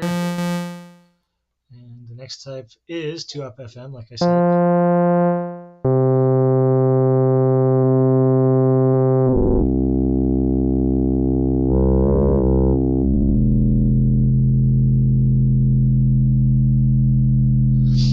So our three parameters here: waveform controls the ratio, and if you get deep into FM, you will be surprised at how many times the ratio is 1. Then the amount of modulation is amount on the timbre knob, and then the shape knob controls the feedback. So, and as you can probably hear here, it's pretty close to a square wave, or I mean a saw wave. When you've got ratio of 1, the amount of modulation,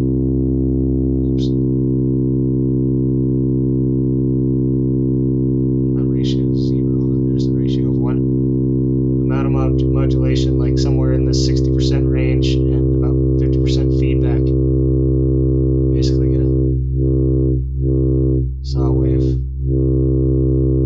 Something very close to it. So that's like your classic FM.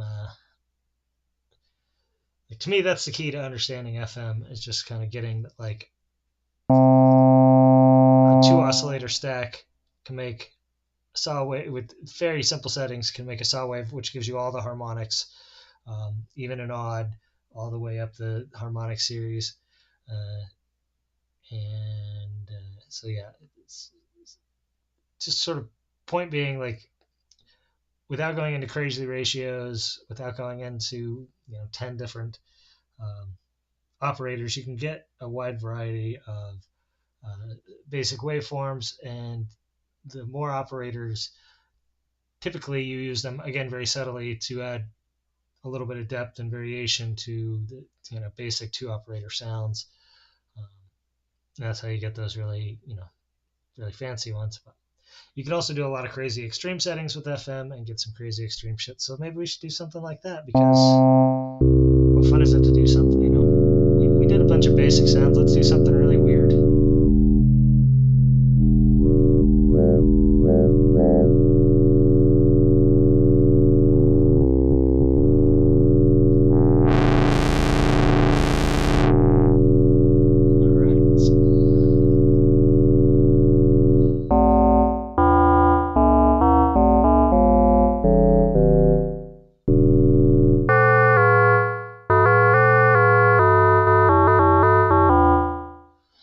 of like this is our bass timbre. And then what we'll have this do is we'll sweep the amount with the envelope. Okay, so I turn the envelope amp mod off, so this just gates on and off. And we're going to use the envelope to control the amount of modulation.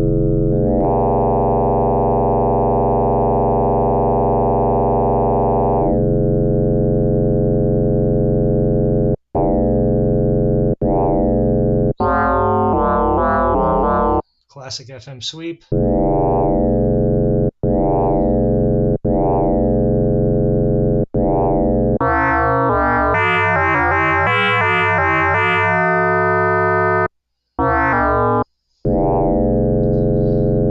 Ah, it's so good. Okay.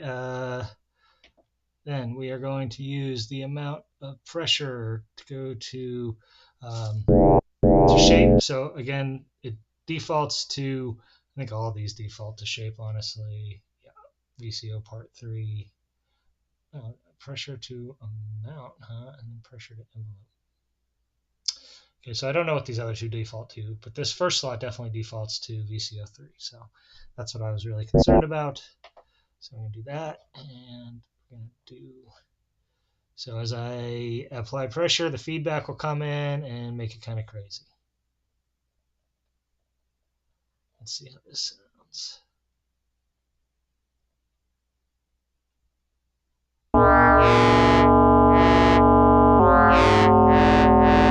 Might be too much, because we want some subtlety. We don't want it to just be like, you put a little pressure on it and it goes fully noise.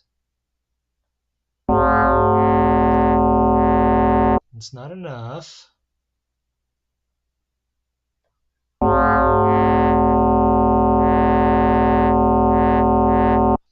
Okay, that works.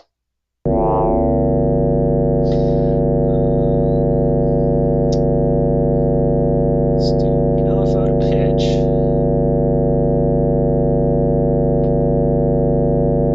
Put it about 5 hertz.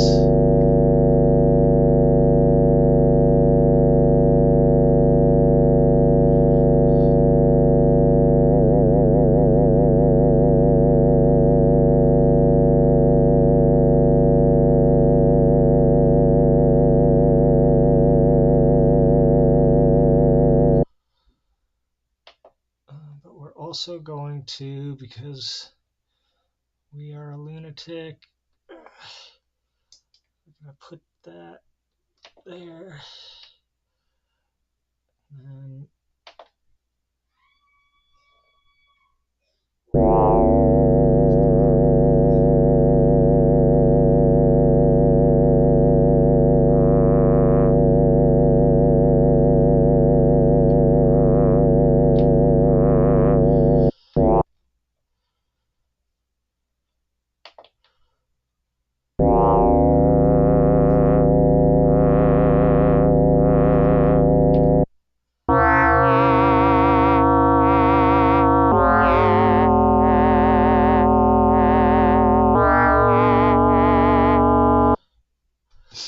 And then let's make this nice, slow, sweeping thing for the filter.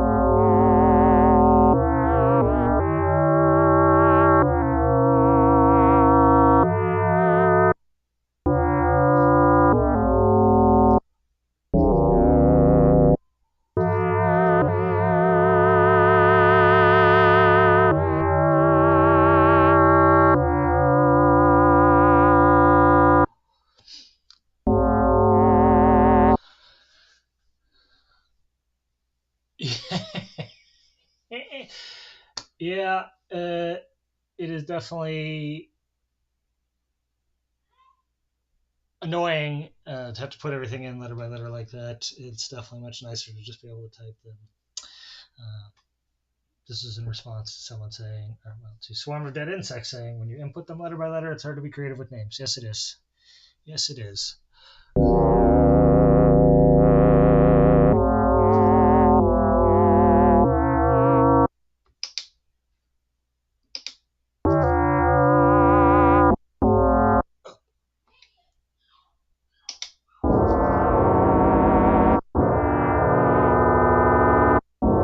No.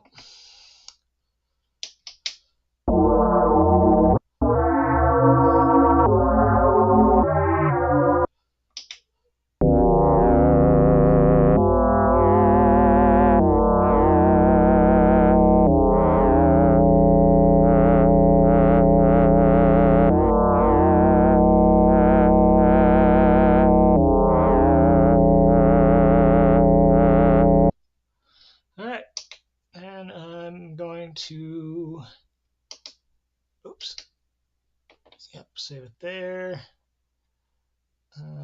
Is it a lead? It's pad. It's FX. It's sound effects.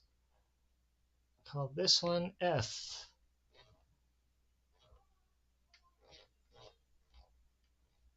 M.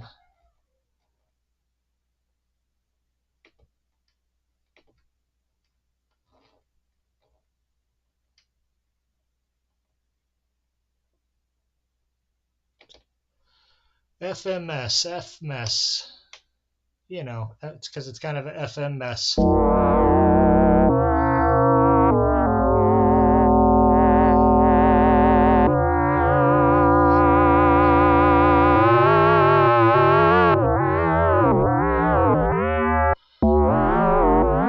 So, and this is one probably that, you know, I'd have to remember obviously, but while I was playing it, I would hope to remember that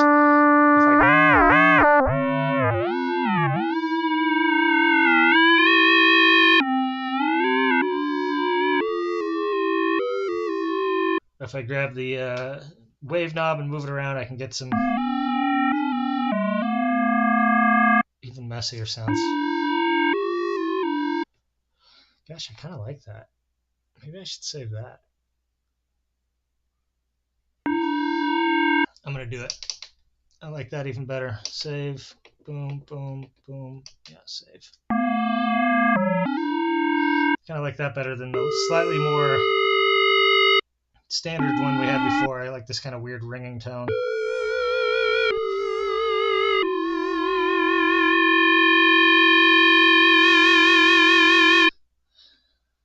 And that makes almost exactly 2 hours.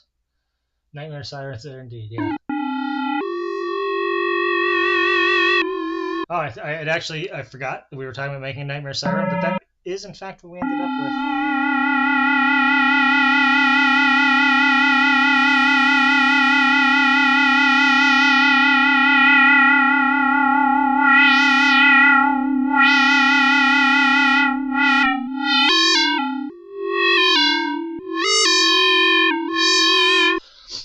And yeah, so that is probably worth mentioning, maybe as a wrap-up thing, is that on this synth, since it is mostly knob per function, it's always worth remembering while you're playing it live or in the studio or whatever that there are you can always, you know, regardless, you know, you program in LFO and what all this is doing, and you know the one sort of interaction point with the keyboard here and with the pressure sensitivity, but you also always have this interaction point of just grabbing whatever knob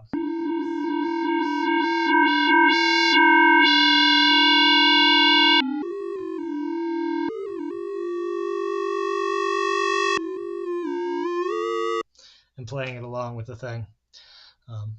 And if you've got your MIcroFreak set up properly, you can, once you screw up all the sounds by moving things around, moving all the knobs around, if you need to get back to the original, you can just click the preset button, which the one thing is if you have a sound going, it will stop it. So you hear it kind of like cut out.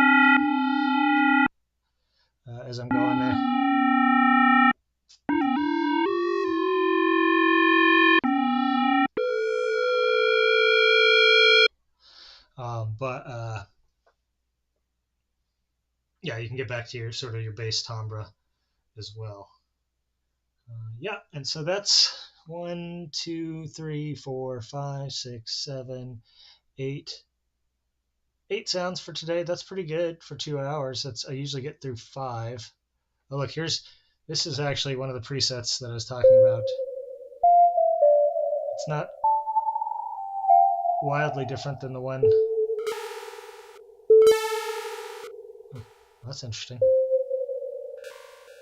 We came up with, called Spooky Bee. Yeah, this is like one of my favorite presets. Gosh, I've used all my I'm gonna have to start initializing patches here.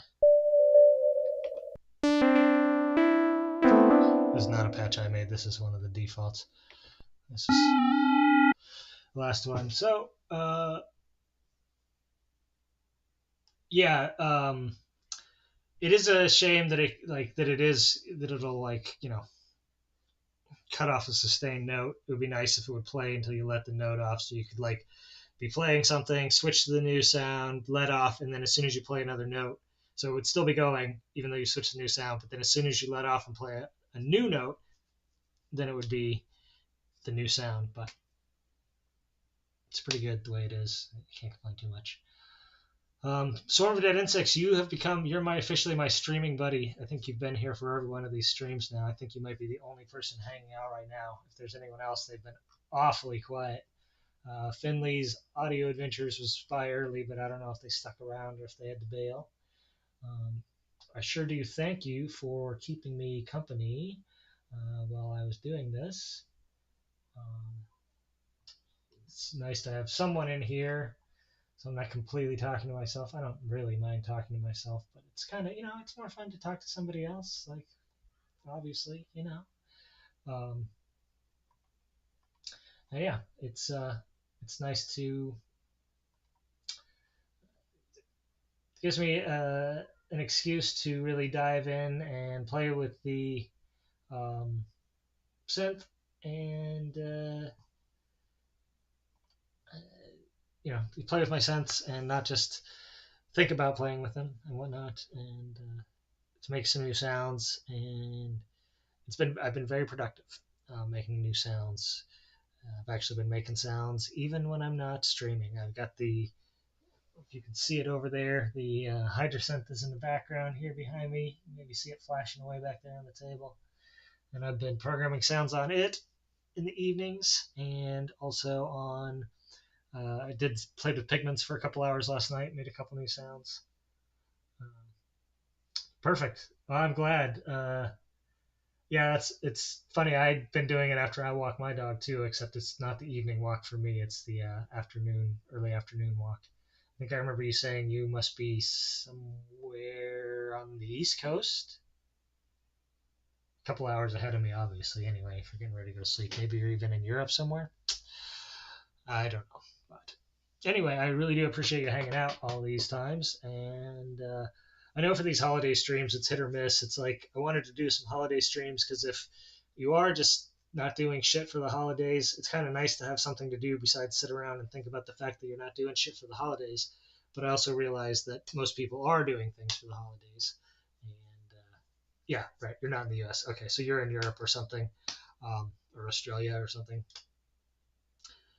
Gotcha. Greenwich Mean Time +3. I'm really bad at knowing. I mean, I know what that means in the abstract. So Greenwich Mean Time that's like London time, right?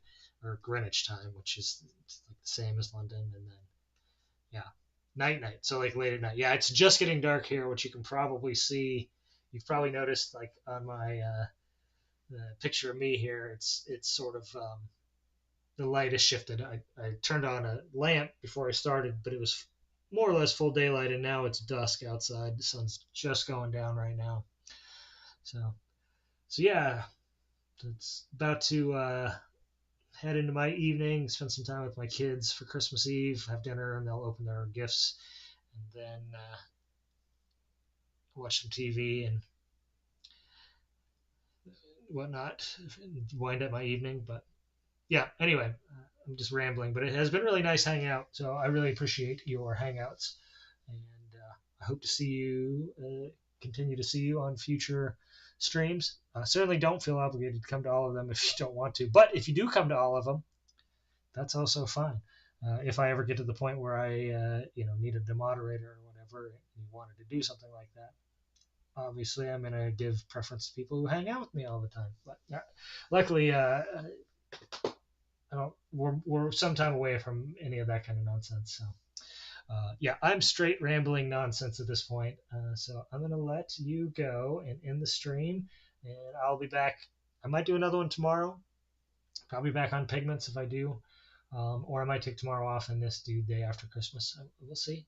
But Merry Christmas to all, whether you're watching this, if you watch it tonight, or later.